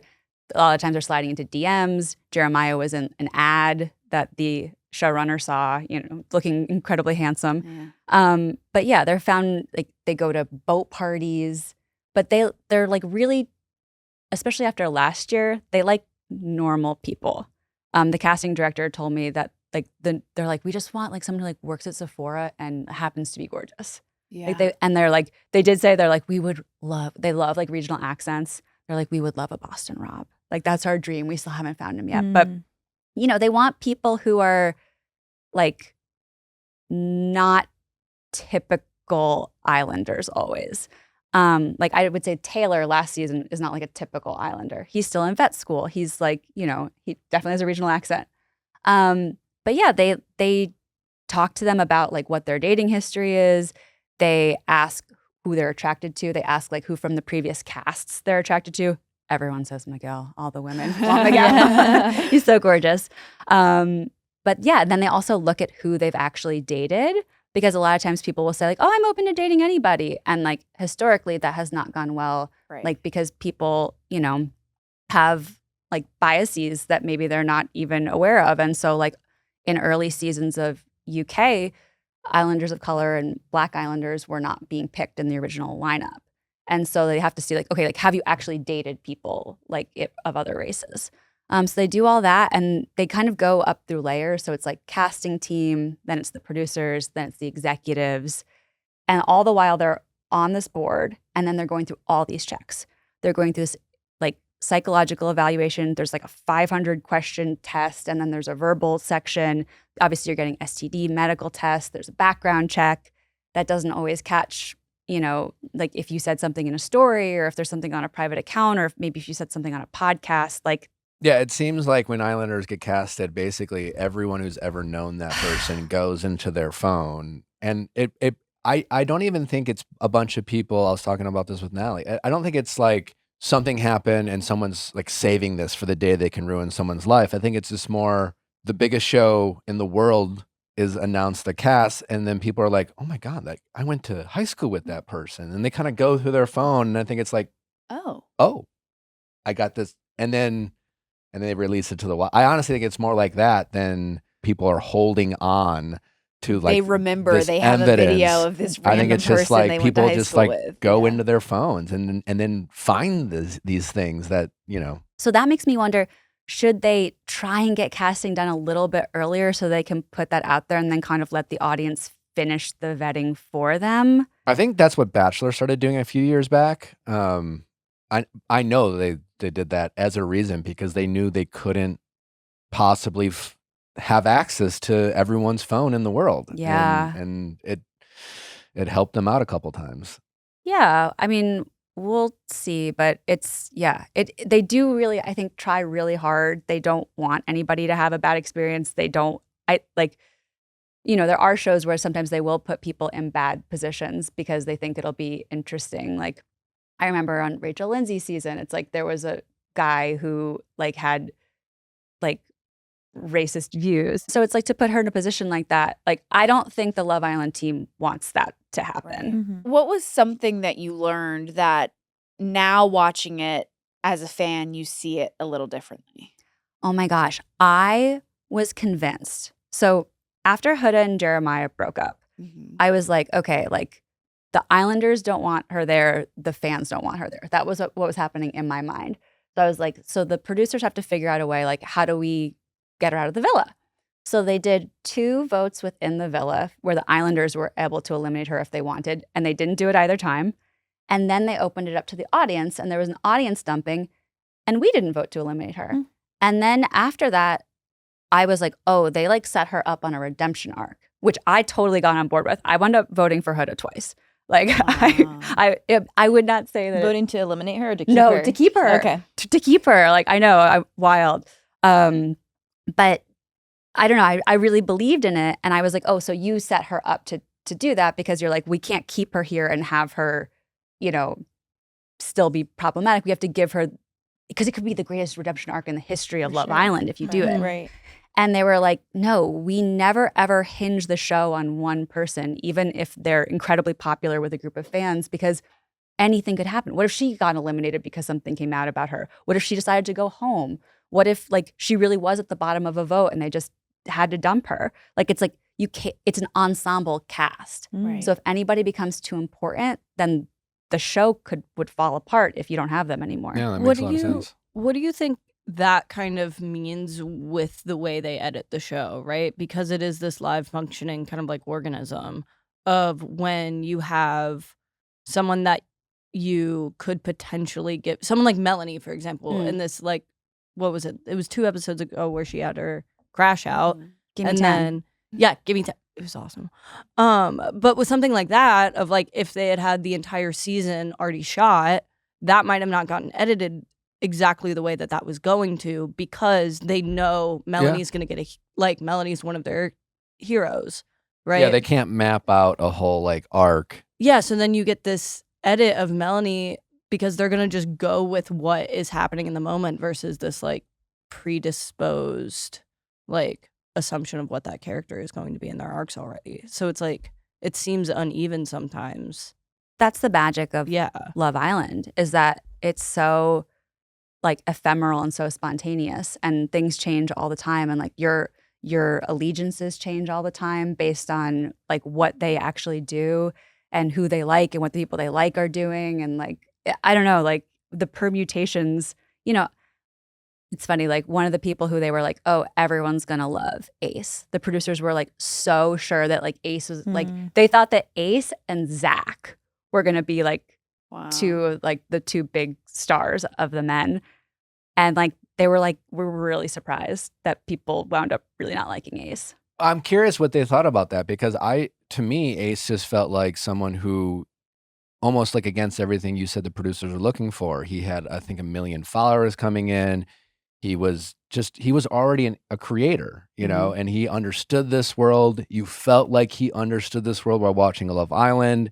And that just kind of read as inauthentic because it was like, he knows how this works. And it felt like we said this, was kind of controlling. It felt like he was controlling the villa. It felt like he had almost too much power, because there was clearly a comfortability that he had with this environment that, you know, doesn't make great reality TV, because like, that's why, you know, producers will, you know, like, you guys aren't actors. We're not paying you to be actors. And like, sometimes, you know, producers will criticize for like surprising characters where it's just like, I can't believe you, like, you know, you put me in this position. They're like, well, we didn't tell you because we didn't want you to anticipate it. We wanted to see your authentic reaction, which there's some truth to it. And there is that juggling act. So I'm just kind of surprised they thought that, knowing that they're always looking for the most authentic people. Not that I'm saying Ace wasn't authentic. He just like, he knew too much in a way. I'm going to go to bat for Ace. Like, I think that is who Ace authentically is. And I think if you look at the way he moved, it's like, I don't think he like, and Jeremiah were the closest. He was the closest with Nick and Taylor. And like, if you were in the villa and you were thinking like, okay, who do I want to stay after this vote? You would pick the people you were closest to, and you would try and make that happen. You wouldn't be like, well, like Jeremiah deserves it the most, or like, oh, well, will people think I'm being manipulated? You know, that's where it starts to get like, oh, if you're like double thinking yourself and being like, oh, well, will this come across this way? I don't think Ace was like really thinking about how it would come across. I think he was like, this is what I want to happen. And then like when he was encouraging Taylor to stay with Alandria, it's like, well, Taylor's not going to stay in the villa if he doesn't have a partner. So it's like, stick around. Maybe someone you like better will come through.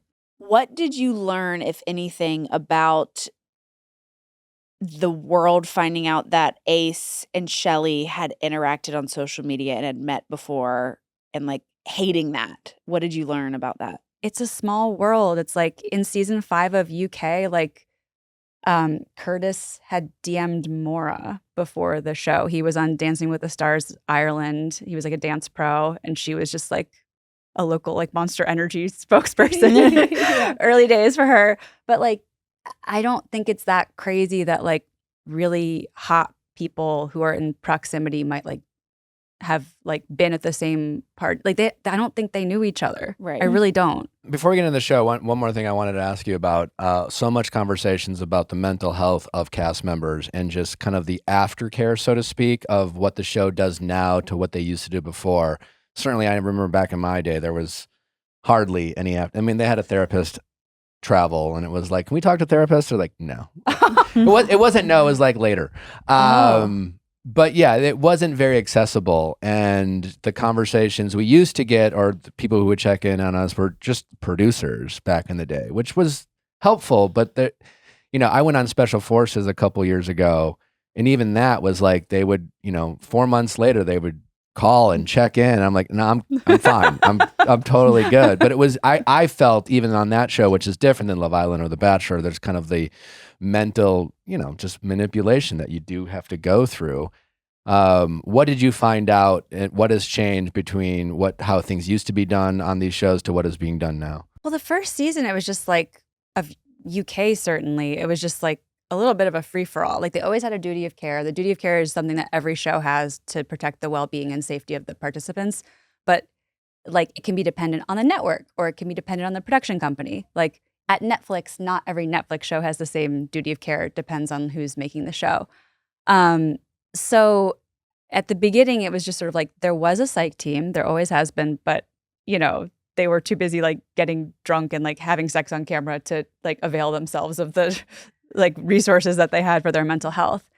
And then really after the first 2 cast members died by suicide, they were like, we have to totally overhaul this.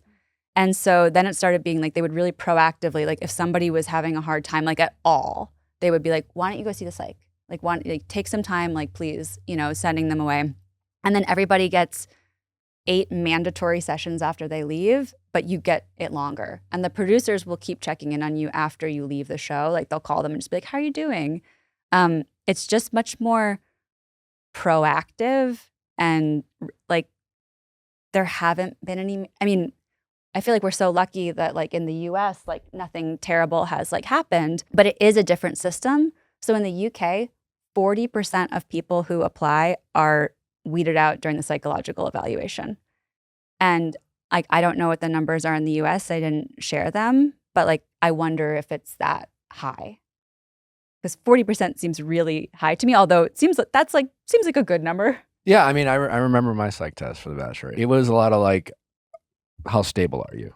Do you ever think about this when this happens? It was a lot of that. So I think the goal is to reveal like just how emotional, like resilient are you, and just like how sensitive you are in these difficult situations. But yeah, it's the biggest thing I remember thinking is just like, producers, they know how the show works, and certainly they're good for advice, but one thing the producers could never relate to is what it's like to get out of these experiences and interact with fans. Producers never were, they didn't have fans, they didn't have critics, they didn't have social media accounts, and they really couldn't talk to us about how to kind of immerse ourselves back into the real world in a way that felt relatable. And I'm just wondering if you got a sense that that's different now. Well, they include Islanders in the duty of care. So like, before you go in, you hear from actual Islanders about what it's like. Oh, they okay. also prepare them for the social media stuff. Like, as you know, they've stopped doing the proxy system in the US for social media, like while they're in there and giving the accounts over to people. Right. They stopped doing that in the UK a few years ago because they're like, it can be harmful for the people who are doing it, especially if it is somebody who's actually just a friend or a family member and not like someone you've hired, basically. But yeah, they want them to know, and they're like, and they tell them it's like, you're not going to be Leah probably, in US, or like, you're not going to be Molly May, like in the UK. It's just like, that's not going to happen for most. So rare. Yeah. Yeah. Because I think when people go in, they're like, well, like probably nothing will happen, but if something happens, it'll be good. No one's going in being like, well, this could really derail my life in a way that I'm not expecting. Well, it's a nice transition, because if you're Sean, who is the first dumping of Love Island, here's a guy who we now know like left his job. He's a police officer, and that's a story as old as time with cast members. Like, there's this like, you get this opportunity to go on the biggest show on TV, and 10 years ago, you went on reality TV.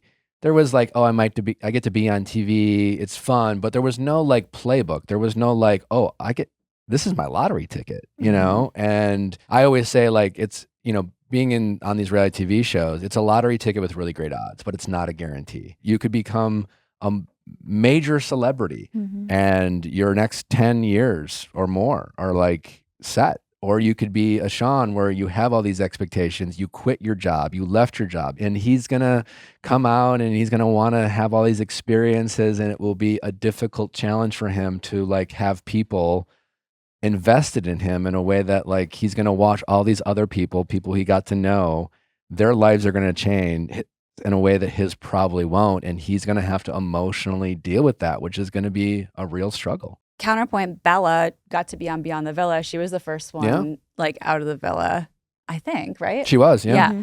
So it's like, there could be more like if You he do wants never it- know. You could be Grocery Store Joe. Yeah. You could be dream, true. dare to dream. He probably doesn't even know that the mayor of his, yeah. like He probably knows spoke- now. When you leave the villa, they like you get like a Debrief. minute. They're like, and this is what's been happening in the world since you've been out Yeah. of it, the world. they'll literally tell you like news stuff. Like when Rob got out, he was like, they were like, President Trump was shot and Love Island's the #1 show. And he was like, okay. And then they're like, here's your iPhone 4. And it's like, and here's what everyone was saying about you. They give you like a fast forward version, although Sean's would be pretty short. But think about like Jeremiah, who was there for a very short period of 2 time. weeks, something like that. I don't even think even. And like, some people were against him and accused, his fans were accusing him of love bombing and all that kind of stuff. And then he left. He's really made like a go of it.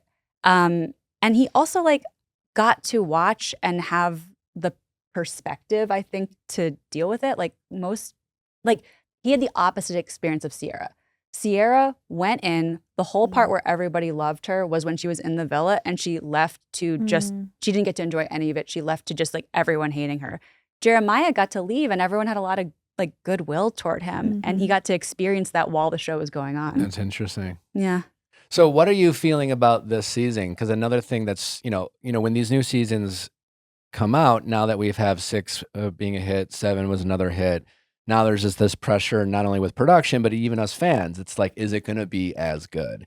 And I think the challenge we all have as fans is like, and the show has, is like, we fall in love with these characters. And I don't think we realize just how fast it moves. Like, for example, like last season, Amaya, fan favorite, won the show.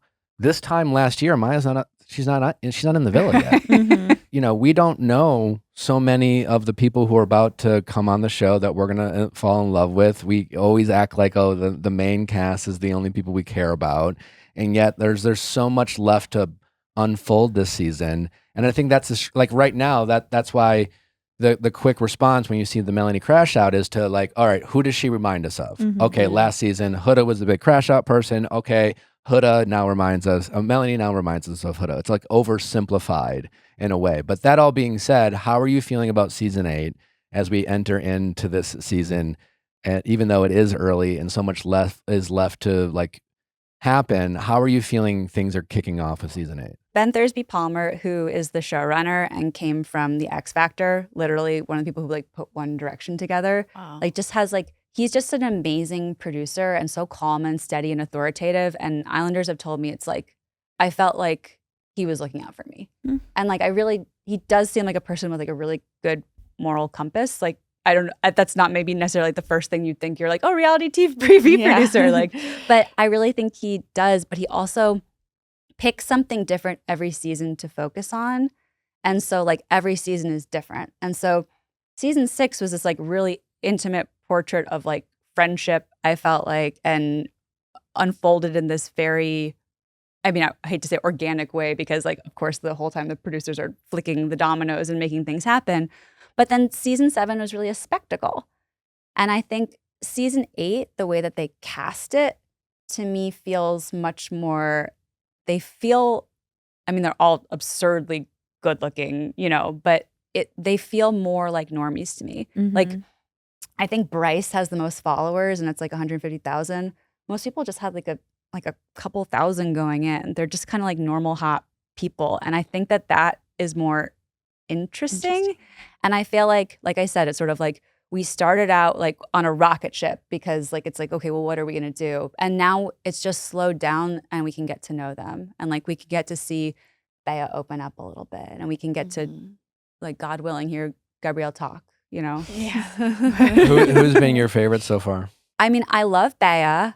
I think like I didn't love that she kept saying that she wanted to correct Melanie's behavior, but I think that when she got the feedback where it's like that was like upsetting to me and the way you delivered it like wasn't like the way that I could hear the information, she was like, I hear that. And like I loved hearing her talk about like how she puts up this front, this kind of tough front. And, you know, it's like, she's an athlete, like she has a disability, and it's like she's gone through a lot. And like I love that she's now being a little bit more vulnerable. Yeah, first episode she wasn't my favorite, but I really enjoy her because I just like how, you know, I mean, everyone has their opinion about the Melanie and Bea of it all, but like she seemed like what I appreciate about her goal seemed to be resolve. You know, and she didn't seem, and while obviously Melanie reacted the way she did, and she didn't totally appreciate the way Bea handled it,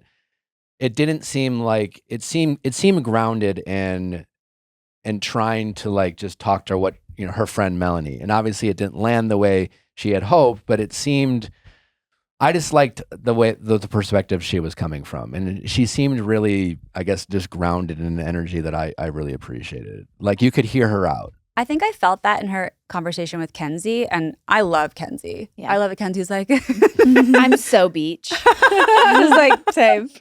she's Barbie. Like, she is. It's just like, I love how she's always doing splits just like Barbie. Yeah. Literally just like those Barbie. hips, Yeah. But like, I felt like to have a conversation like that, you have to be in a conversation with somebody you are close in that way with, and who like can accept and does want feedback like that from you. And I don't know, maybe it was just the group setting or whatever, but I think Bea is a really sensible, like kind. Sensible. I think that's a good word. Yeah. Yeah, but also so funny. I was dying Oh my God. when she was talking to Sean about country music. She's like, I'd rather be deaf than She just seems, I think what's nice about this cast of Love Island this season is that maybe it was like the Ace thing of, because I was kind of more on like Nick's side with just his personality just read to me as like he knew what he was doing a little bit too much. Just like being aware. And I really like with these people that they just seem like normal. They seem like normies. And that's what I want in Love Island. And it's not as toxic as the first season was up front yet. And I think Susie was talking to me about this earlier. You were saying you didn't like it because it wasn't as toxic. And I was going to tell you that I was like, I feel like once we get more into the season, the toxicity is going to come, but it's going to be better because they're normal people.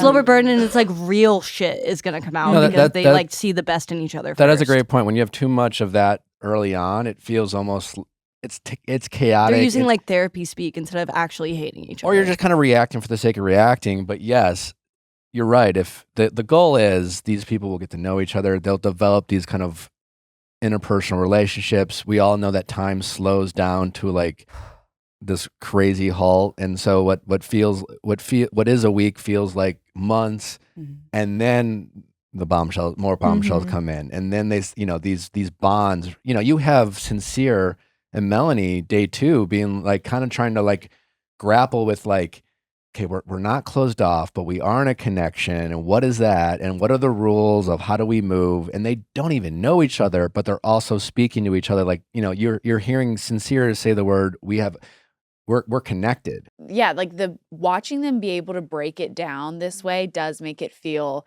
very human, because it feels like they're trying to figure out what it is along with like the rest of us.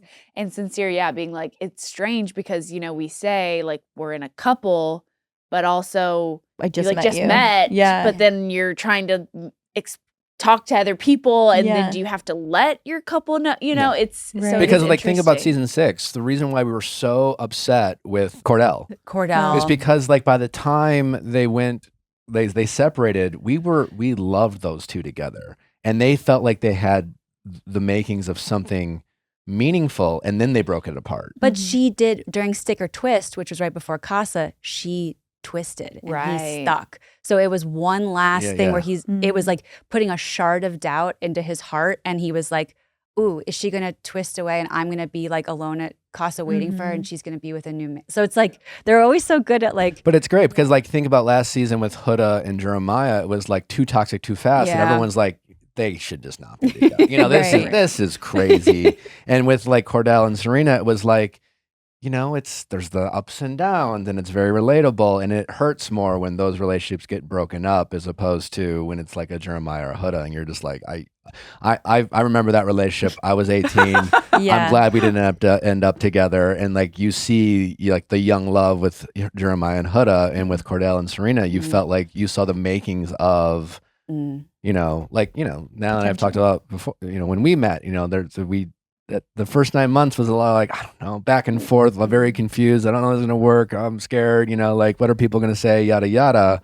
And in that time, we were just developing feelings, and it changes things. I do want to go back to something Natalie said, because you were saying that like Sincere and Melanie negotiating the terms of their relationship and kind of just like how they were going to approach things is like, I feel like one of the ways that Love Island sneaky makes the relationships develop, because like in the real world, you don't like, you're dating somebody, but you're not necessarily articulating to them like, okay, how are we going to move?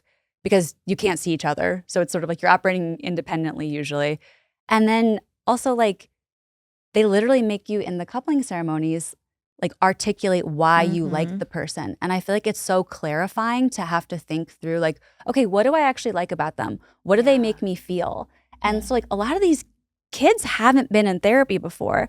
And even just the act of being forced to think about how you really feel and say those words, I feel like is like, that really moves things forward. Yeah, I feel like even like I'm 25 and I feel like in relationships, like one of the biggest hurdles to get over with like dating is just like actually just being comfortable with telling a person how you feel. And I think what Love Island does, and it's like I'm not someone that's watching Love Island and is like, I have a lot to take away from these people of how I can learn and grow. But watch, like, you're so right of like, they are forced into the situation where like you have to say it to a person's face and like be, put in this environment where that's normal and that's comfortable. I imagine that's how you felt too. I mean, like a lot of Bachelor people you talk to, like the thing I remember, like when I was on it for the first time, a lot of my peers and us would say we missed the most was those confessionals, because it was therapy.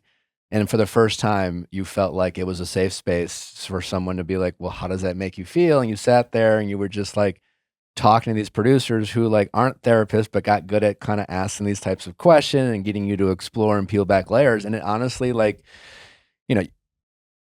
the other side of it is like, this is filmed and they're going to cut it up and who knows what it's going to look like. But when you're doing it and you're sitting it felt like it's just a really, you missed those moments, like coming off the show. You like, I remember Chris Soules telling me, he's like, I wish I could just go back and sit in that chair and just like talk to producers. Cause it was like, and I don't know if Chris is in therapy these days, but back in the day, 2014, none of us were doing that, And so it was definitely like this weird, I miss those moments for what it gave me and my ability to just like talk about things in ways I've never done before. Yeah. It's really interesting hearing people, because some people go into the show and they have done therapy, but then some people are resistant to even using the mental health resources that they have during filming. But a lot of people told me, I still see my therapist from the show, or they'll say, my therapist watched Love Island, because they're like, They get it. Yeah, you're not going to be able to understand it like until you see it. I can't possibly articulate to you what I lived through. Right. What did you think of Corbin? I felt like his kind of when he went from Kenzie to Kata, it felt very just like 22. He's just kind of trying to be a bombshell. Like, she's like, do you remember our kiss? And he's like, why don't you remind me? Like, I don't know. I feel like that's what you say after this, right? I don't know. And he used some of the same lines on Kenzie right before. He said like almost the exact same thing about something. And I was like, ooh, like, we can watch this back. They're going to air that you said the same thing to two girls. But who was he talking to? It was Kenzie. I was wondering, the next morning. Well, because it honestly, what it felt like an aha moment for Corbin. Because as a bombshell, again, you're the bombshell. You hear the bombshells all being like, I'm a bombshell. I'm here to make friends, but like, let's fuck shit up, whatever. And no doubt, when the bombshells enter the villa, they have producers being like, you know why you're here. Right. You're hot, you're good looking. They're all going to want to make out with you. You have your whole universe is like, your universe shrinks. I was honestly thinking about this weekend. I was doing some writing, and then I was thinking about my time, you know, on the second season, and your world gets shrinks. You don't have a phone, you don't have your friends. Your friends are producers and your cast members. Your cast members are all like they're in survival mode. So you're really relying on these producers. And my last 3 days went from my whole world being like, she loves you. This is great. You're destined for this. Your whole world is, and then she's telling me stuff. And then it went from, yeah, I'm picking someone else, and to like your whole world telling you this, and then that world changes and you have no access to talk to anyone about it. Like there's no closure, and it's just kind of this crazy like bubble that you're living in, and it's just kind of wild. But anyways, I was only bringing it up with Corbin because when he was saying he had this like, yeah, I kind of reverted to my fuckboy ways. I think he said something like that. And it was kind of fascinating to see because no doubt he got told to do this and he did it. And then some of his cast members, the women, called him out, and he was like, you know what? Maybe I can't move this way. And I think it was almost without blaming the producers, kind of acknowledging, all right, I came as a bombshell, but this is not how I want to be known. I want to slow down. And now that I'm in the villa, I don't want to just be the guy who's like making out with everyone. And I thought it was kind of an endearing moment. Like that quick transition from bombshell to like, all right, I'm here now. And now I've done my job, but now I don't want to just be the guy who's like a womanizer and like kind of just. I forget who it was that called it. They specifically said, "Oh, were you just trying to be do what bombshells do?" I forget who it was, but it was the next morning, and I saw that aha moment too, and I was like, "Wow!" I thought either he doesn't want to be known as this, or he realizes that he didn't nail the landing. You know what I mean? And he's like, "Oh, that didn't work. Like I was coming in so hot," and he's like, "I'm literally getting called out for this," and he's kind of like, I'm going to have to rework the system that I came in here to like come in and just be this hot, like Andreina last year where she came in, she didn't have to say a word and everybody was like, bow down. Yeah, literally. And it's like, oh, you didn't get that. I mean, yeah, it was hot when he came in and sneaky made out with everybody. But then when you had to like open your mouth and talk and get to know people, you just relied on making out and they didn't want to. But it moves so fast, right? It goes from him, literally they're like make out with everyone. Yeah. And then he comes in the villa and all the women were just fawning over him. And they were just, he was sitting on the couch and they were all almost acting as if like we would have an orgy right now. Exactly. Which is obviously not true. Right. But then it's like he almost, and that's what's crazy, how quick you can like distort your reality in that space where you have this like permission structure to be like, oh, they all want to fuck me. And then you have and like I the guess guys I over there can, shaking. and it's like, it's okay. Like the permission structure for the Bachelor, the Bachelorette to just make out with people, and it's somehow okay in that world. Yeah. And you quickly will buy into these rules, and then the cast members like, yo, those aren't the rules. And he had to change so quickly about how he moved because of like he went from being the bombshell to like trying to date, and that was not what. The women were like, no, we're just kind of playing along. But now if you're trying to actually get to know us, no, I don't want to you just made out with Kenzie. I'm good. Right. And it's fascinating how fast the mentality of everyone changes so quickly in that world. Well, the thing about Love Island is that like even though the game stays the same the whole time, you're trying to be the most popular couple and win $100,000. Like the games within the game change constantly. The rules that the producers are playing, like how they play it, like that's always changing. So like I see why Corbin, not only he's going in as a bombshell and they're like, you gotta graft, but like the first few episodes, it was only making out. So he thinks he's going on a makeout show. That's Before true. bombshells come in, they watch episodes. So it's like he's like, okay, great. Everyone's making out all the time. Got it. And then he comes in and they're like, we're not on that show anymore. Yeah. This is like a new game. We heard the vote. People said it was too much. And he's like, wait, you guys were all making out Our lips are 5 chapped, minutes ago. baby. Yeah. The games are really confusing. Natalie pointed out, I thought it was weird when Sean was like critiquing Kenzie. Him about, saying like, he was turned off at the moment that Kenzie wouldn't dance on Zach. And it was like, I was a confused game. too. but Like, it's also like, what do you mean? You're turned off that she doesn't want to dance on a guy who like left her high and dry first night? Like, why would that turn you off? That should be like, oh wow, She respects like, herself. She really, yeah.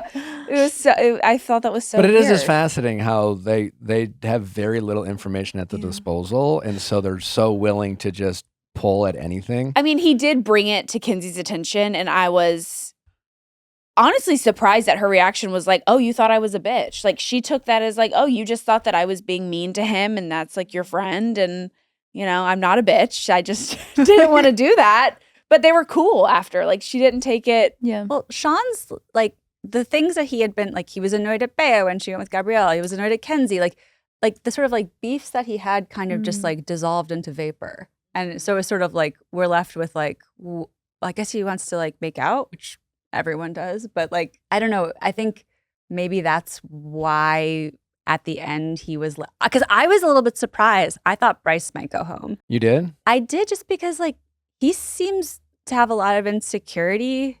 And I think that can sometimes play well in the villa because it's being authentic, but it feels like, I don't know, like I'm worried for him. I just hope that this is a good experience. I don't think he's along for the long haul, because it seems like Trinity just like they had a friendship bond. Yeah. She had no reasons to save Sean and No. and a couple to save Bryce. I thought that she might save Sean because like sometimes they'll keep someone because they'll be like, well, you have more potential connections in the house, and like maybe to like throw Kenzie a bone. I love Trinity. No, Trinity's one of my She's favorites. so cute too. Yeah, she Yeah, really. she's And great. who was saying that she had that doll face? I'm like, she really does have like the cutest face and demeanor. And she's very like likable. she's flying under the radar, but yet you're still getting glimpses of her, which makes you more curious about her. And she seems like she has a ton of like just partner potential. Like she's just like, she's obviously beautiful.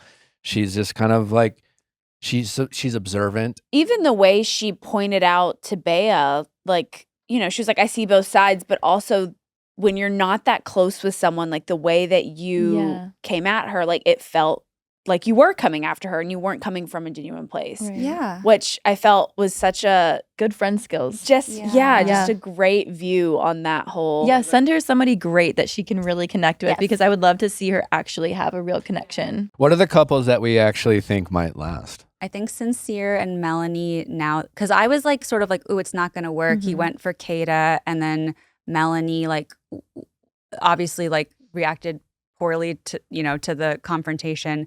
But then I thought Sincere was kind of done. I thought he was like a little scared off. But then because the women had the vote, like what the show does is like sometimes it makes people like, and I know I just said that being insecure isn't a good thing, but I think like being insecure can make you a little bit vulnerable in a way where you're like, ooh, like maybe I should get close to you. And I feel like he was really like nervous about Melanie. And I think that like that both of them had the moment of vulnerability and kind of came back to each other. Well, yeah, it reminds me of Bachelor in Paradise in that way, right? Because like when you don't, it's a power dynamic, right? And so when you're on the gender that has the power, you know, it's just like, oh, you know, with Bachelor in Paradise, you would know the week of. It's just like, all right, men get the roses, you know, so all the men know that they're safe that week. And it's fascinating just how quickly they get kind of almost drunk with that power, not and forgetting that in 4 days that's going to shift. And it's just really fascinating. And then once it shifts, you feel that power dynamic completely change. And I think that's kind of what you're speaking about on Love Island. That is that like they can change the power dynamic so quickly, and until it changes, it's fascinating how like comfortable they get knowing that they're safe for now, because there's always like this feeling in these shows where I just like, I don't want to go home yet. I'm not ready. And so like when they get a little bit of breathing room, they don't stress out about it. And then as soon as it changes, you feel that panic. And with Sincere, I think that's true. You don't really know if he's like in it with Melanie. They've had some good conversations. I thought their last conversation they had was honestly like, okay, they worked through some stuff. Like I thought Sincere made a lot of sense, where it was like, you know, he in the best possible, gentlest way, he was just like, if you did that, it would just be a little different. And, you know, and she was like, heard, received, and then they felt like they got on the same page, and maybe there's a path forward. But I also don't know if it was like, I don't have any other options and I'm not ready to go yet. And what's the most challenging part in that environment, they also don't know. Do I really like this person, or am I just competitive? Do I really like this person? Do I not want to go home? And honestly, I don't think they really know the answer. And it's that's what's kind of fascinating. But that space, even just opening the door a crack to like have yourself be vulnerable, I feel like once it's open, then it can become real. Mhm. Like just because it starts out as a mechanism of the show doesn't mean that it can't like give you the space for a real feeling. And like that's kind of the magic of Love Island, where it's like, well, because again, things move so fast. Right now, Sincere and Melanie had a moment where they could say, this upset me. I want to tell you about it. The other person received it. That makes you just feel safe when you have someone that you can work shit through, and they're like kind of like, all these people are coming in not having any friends, not being able to call their person when they're stressed out to be like, this happened to me. They have none of that. So the first thing they're trying to do, and that's why you see all these friendships form so fast, is to find those people they can open up to. And so now Melanie and Sincere have a little bit of that foundation. So maybe that will actually help them. You could also see the panic on Melanie's face after the Bea, and when she got up and she was kind of like scrambling of where to go to, and she looked at Kata and she was like, can I just talk to you? Like, I need someone to talk to. And Kata was like, fuck, I don't why me? You like, dunked me, girl. Absolutely not. And then she's just kind of like wandering, and you could tell when she said like, give me 10 minutes, she was obviously going to the confessional room, and it was like she just had she knew everywhere would have a camera. She knew everywhere and you could just see that panic on her face. I will say the conversation between Casey and Anaya was the most beautiful. The way that he spoke to her, it was so genuine. I hope that that's a conversation she remembers for the rest of her life, because it felt so intentional, and he just like you just know that made her feel so special and so good. Yeah. It was so beautiful. The only thing was like, I loved the conversation so much, and it felt like kind of the theme of this episode was insecurity and how do we respond to that and where's it coming from.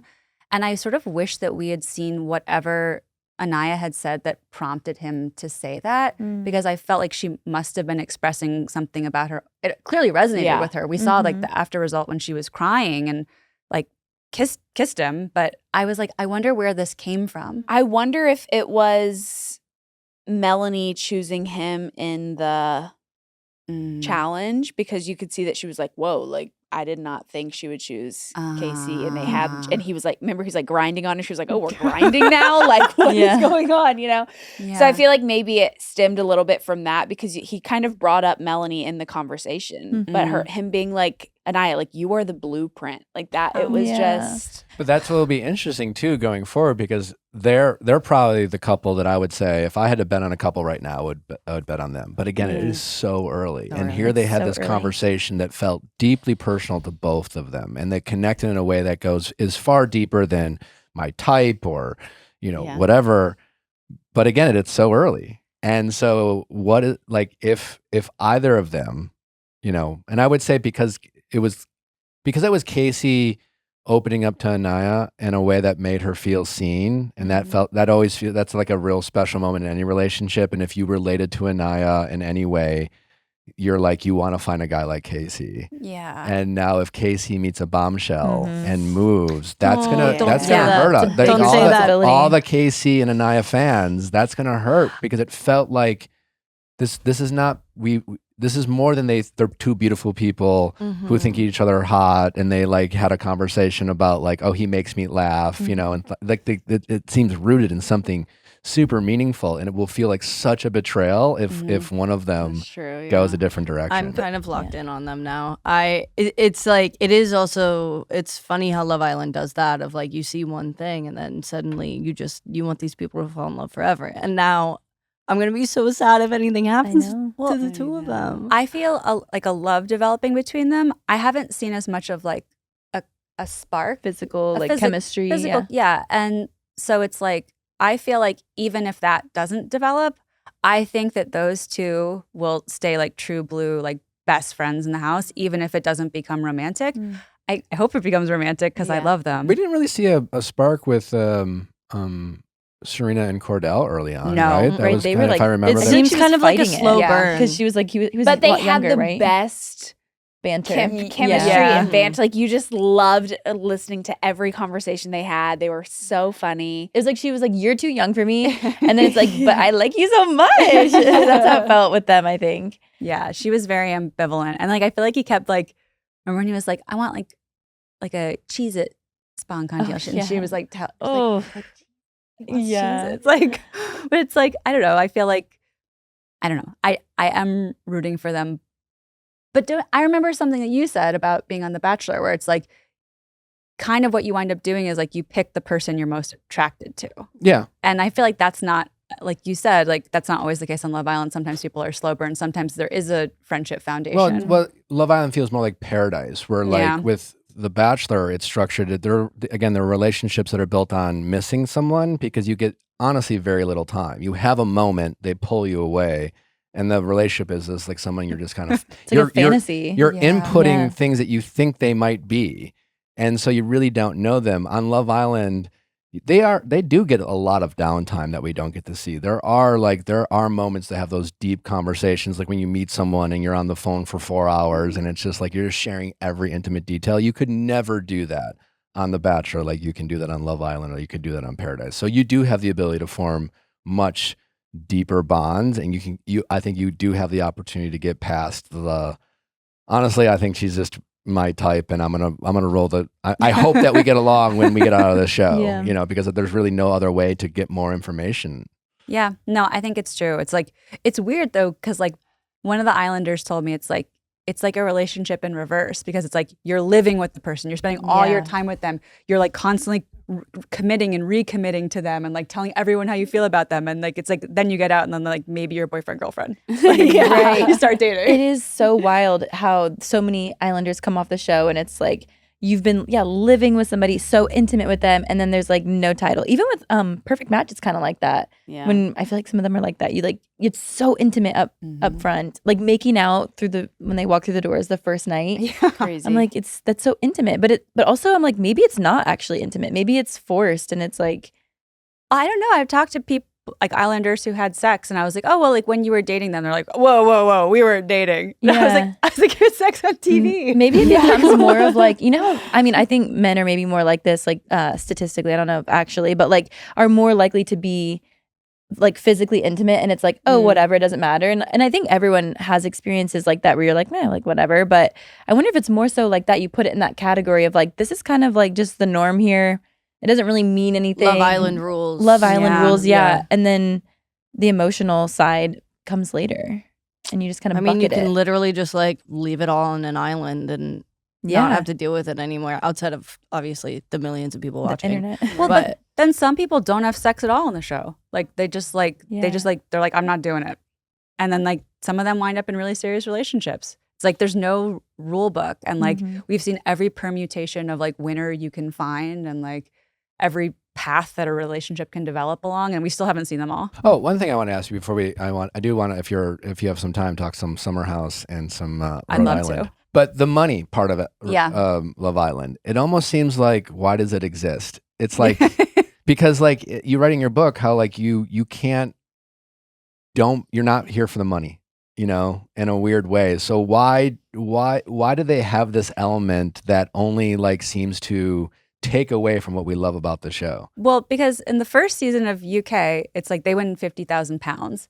And it's like that was all they were gonna, like maybe if they might find somebody, but that was all they were gonna get from the show. There weren't potential windfalls. Yeah, there weren't followers, there weren't brand deals, there wasn't anything like that. It was like you split 50K.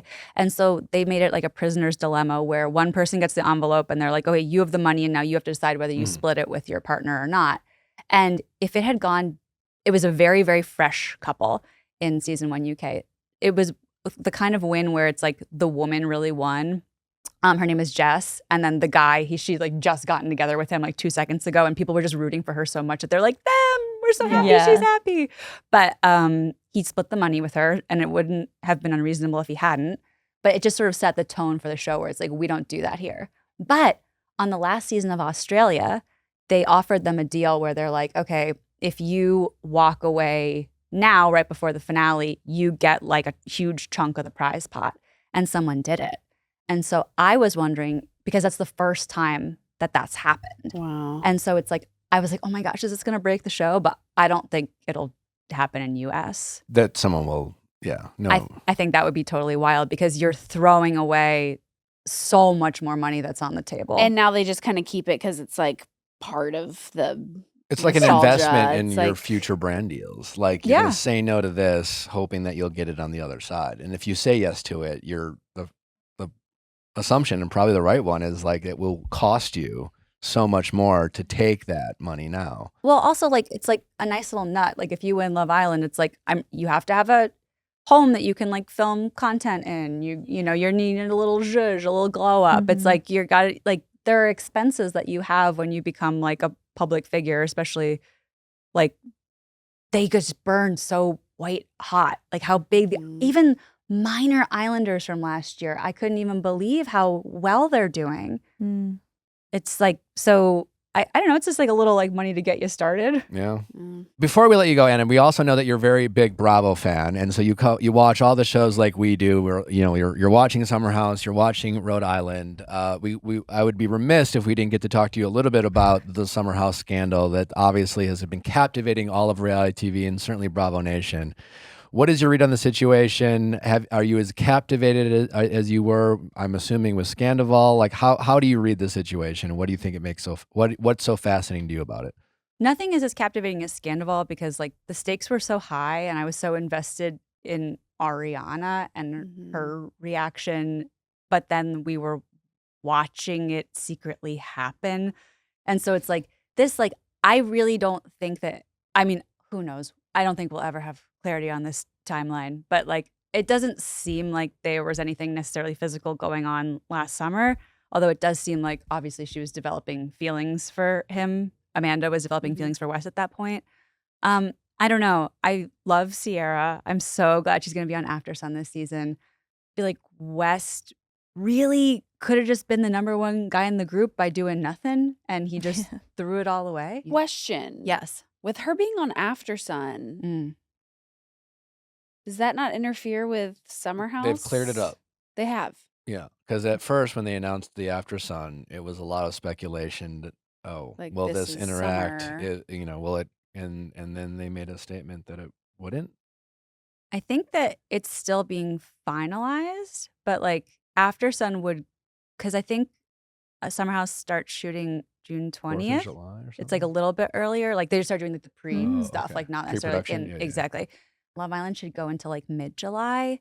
So like possibly she might like miss a little bit, but don't you kind of love that? Her like walking in like a queen and like she's now the No, like co-host. she's tanned and she's Yes. glowing. She's like, sorry, I've been in Fiji for the last months, everyone. Yeah. Yeah. Oh, sorry, West, were you here? Yeah. I didn't Yeah. even care. So much Well, has changed. oh, I you don't look pale. If You look sad. What were you in Italy? if You had Ama- something in your mouth. if Amanda was a friend of yours, Oh my gosh. what would you be saying to her right now?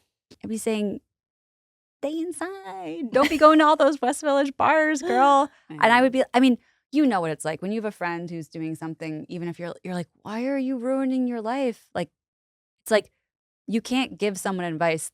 Amanda knows the decision she's making is like, quote unquote, bad. Like she's gotten that feedback enough. So I feel like her life is what it is. Like she's like laying in the bed that she made. I think that things are pretty bad right now. I don't know. In terms of like being a reality TV person, I don't see how it gets like much worse than this. And I wonder if she and West are going to be returning. I mean, she'll definitely stay on in the city. And then But- they announced that they're having a reunion for the first season. So then Well, they you have have to. Amanda Yeah, they have to. like has to do another reunion where basically she will be the center of the conversation. It seems like she hasn't really shown up for the reunion. Mm-hmm. You know, at the end of the day, it just feels like she was just like, I'm just gonna, I guess, kind of apologize, and it didn't really feel like a sincere apology. Felt like she was kind of like half checked out, and now it's almost like, even though it's been obviously very captivating reunion because Yeah. of the topic, you don't feel like it's just I just never thought, I said this last week, I never thought you would actually get more empathy from Tom Sandoval and Raquel than you were from Wes and Amanda. I know. Well, I mean, West, like when people are like kind of like telling him like, and you're a piece of shit and you always do this, he's kind of like at least like nodding along. But like Amanda, her posture and her like attitude are kind of baffling to me. But I guess like if you blew up your life like that, like how could like you don't want to think it was all a mistake. I think you want to think like, okay, maybe I like did this the wrong way or whatever, but at least I did it for something worth it. And I mean, how long? I don't know. Maybe it'll turn out for the best for them. But like, do you see a long-term future for them? No one does. Yeah, I don't Yeah, know. no. But I think there's this. What I think what's so fascinating about it is they know what everyone thinks, and they I think They're they're very going to go defiant. much further than they ever would have because they have all of this pressure of like they're never going to last. They can't last. They better get married. They bet, Mm-hmm. He did a I'm guessing, I mean, they're still in Italy and he's doing Podcast. his Zooming in. podcast. Yeah. And he likes to take the time on his podcast to clear up what photos mean and what rumors are out there, and which, he didn't want to do that before all this news broke, but he's happy to do it now. He was like, yeah, everyone's like coming at me for the way he treats like the women in relationships. And he was like, I just keep everything so private in my life that like, what was that supposed to mean? He says on No, his what? podcast talking about his reality TV show. can we pull up the exact quote that he said? But he was like, I'm just so used to keeping everything private that So private to the women he's dating? So Yeah, they don't know where they stand? So that they don't know Yeah. that there's multiple. Well, it's interesting because when he's in the house, like he's very like out there, but Mhm. he doesn't really talk about his feelings that much. I think he like when he talks about Sierra, to me that feels like projection. He feels like he wanted to chase Sierra and she was this like conquest, and more than anything it seems like he wants to be liked. Mhm. And so like if she's there being like, I don't like you, I don't like you, I don't like you, like he's Yeah. like He needs the validation of like, but you do like me a little, right? It's a game. You Yes. know? It's Yeah. all. Mhm. He acts like it's all right. a game. And then the second he won, he was like, I'm bored with the game.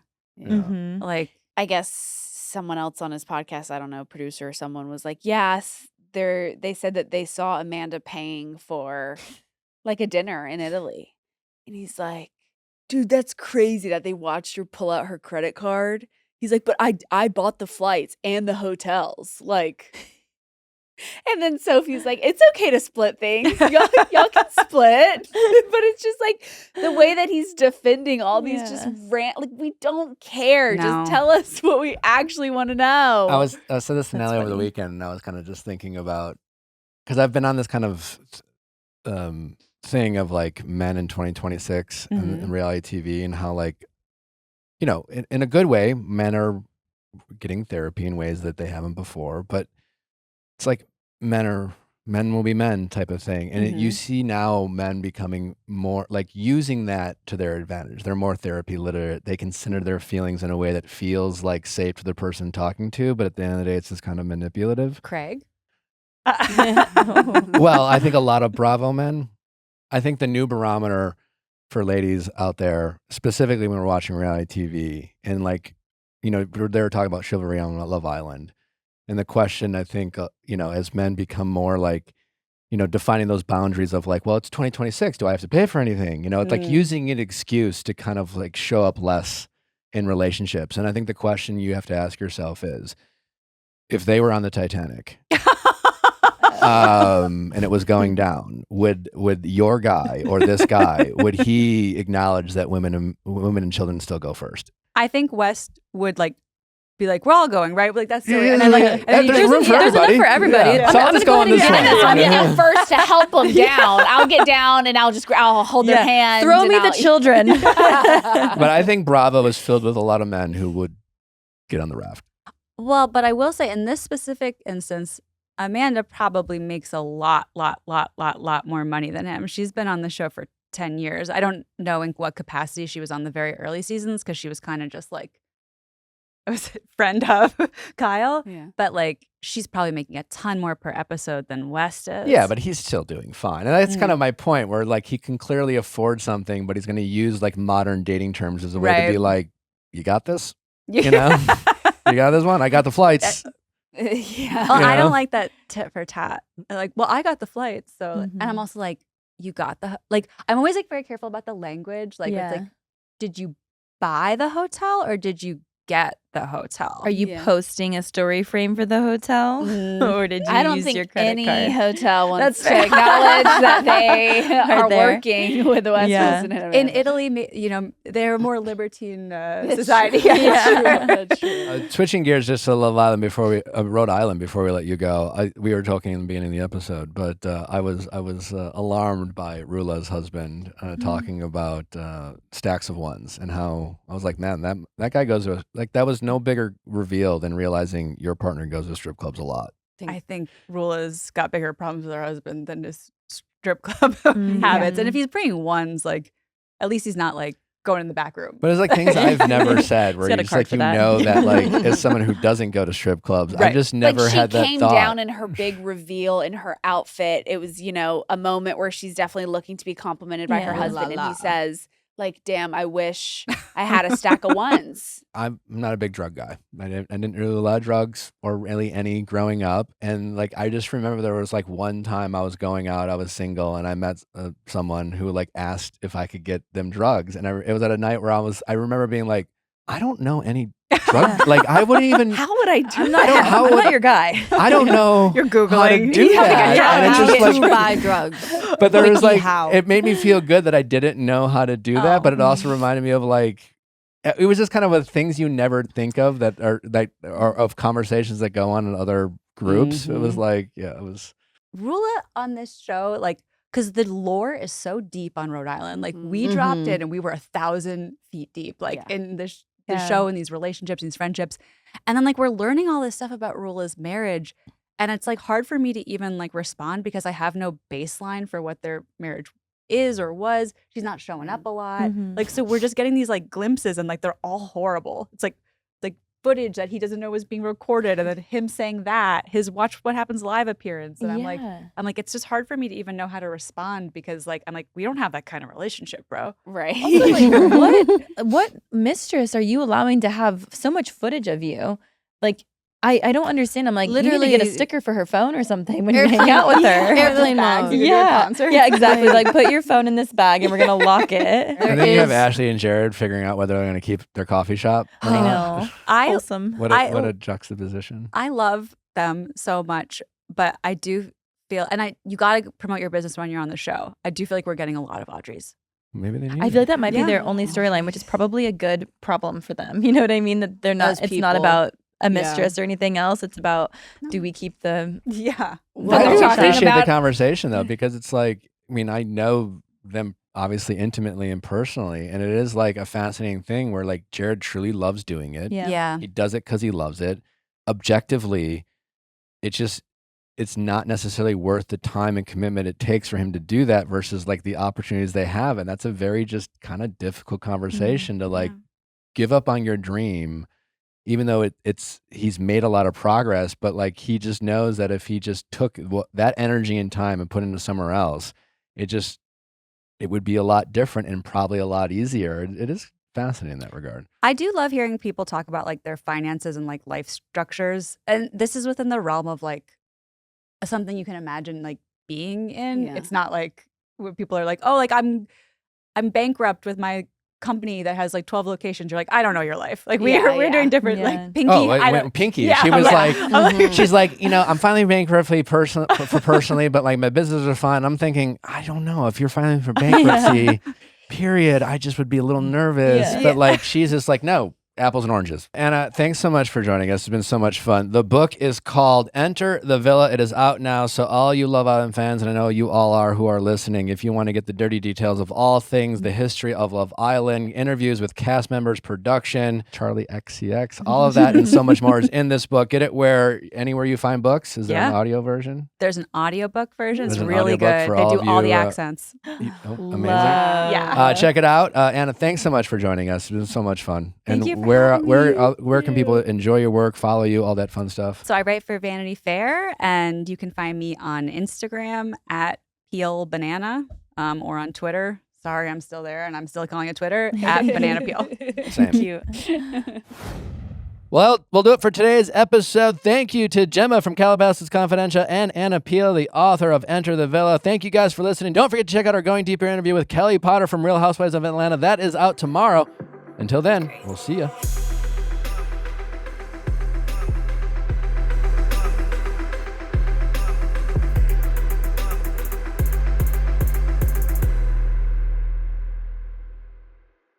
Hey guys, if you loved what you listened to, make sure you hit that subscribe button below. Thanks for listening. We'll see you next time.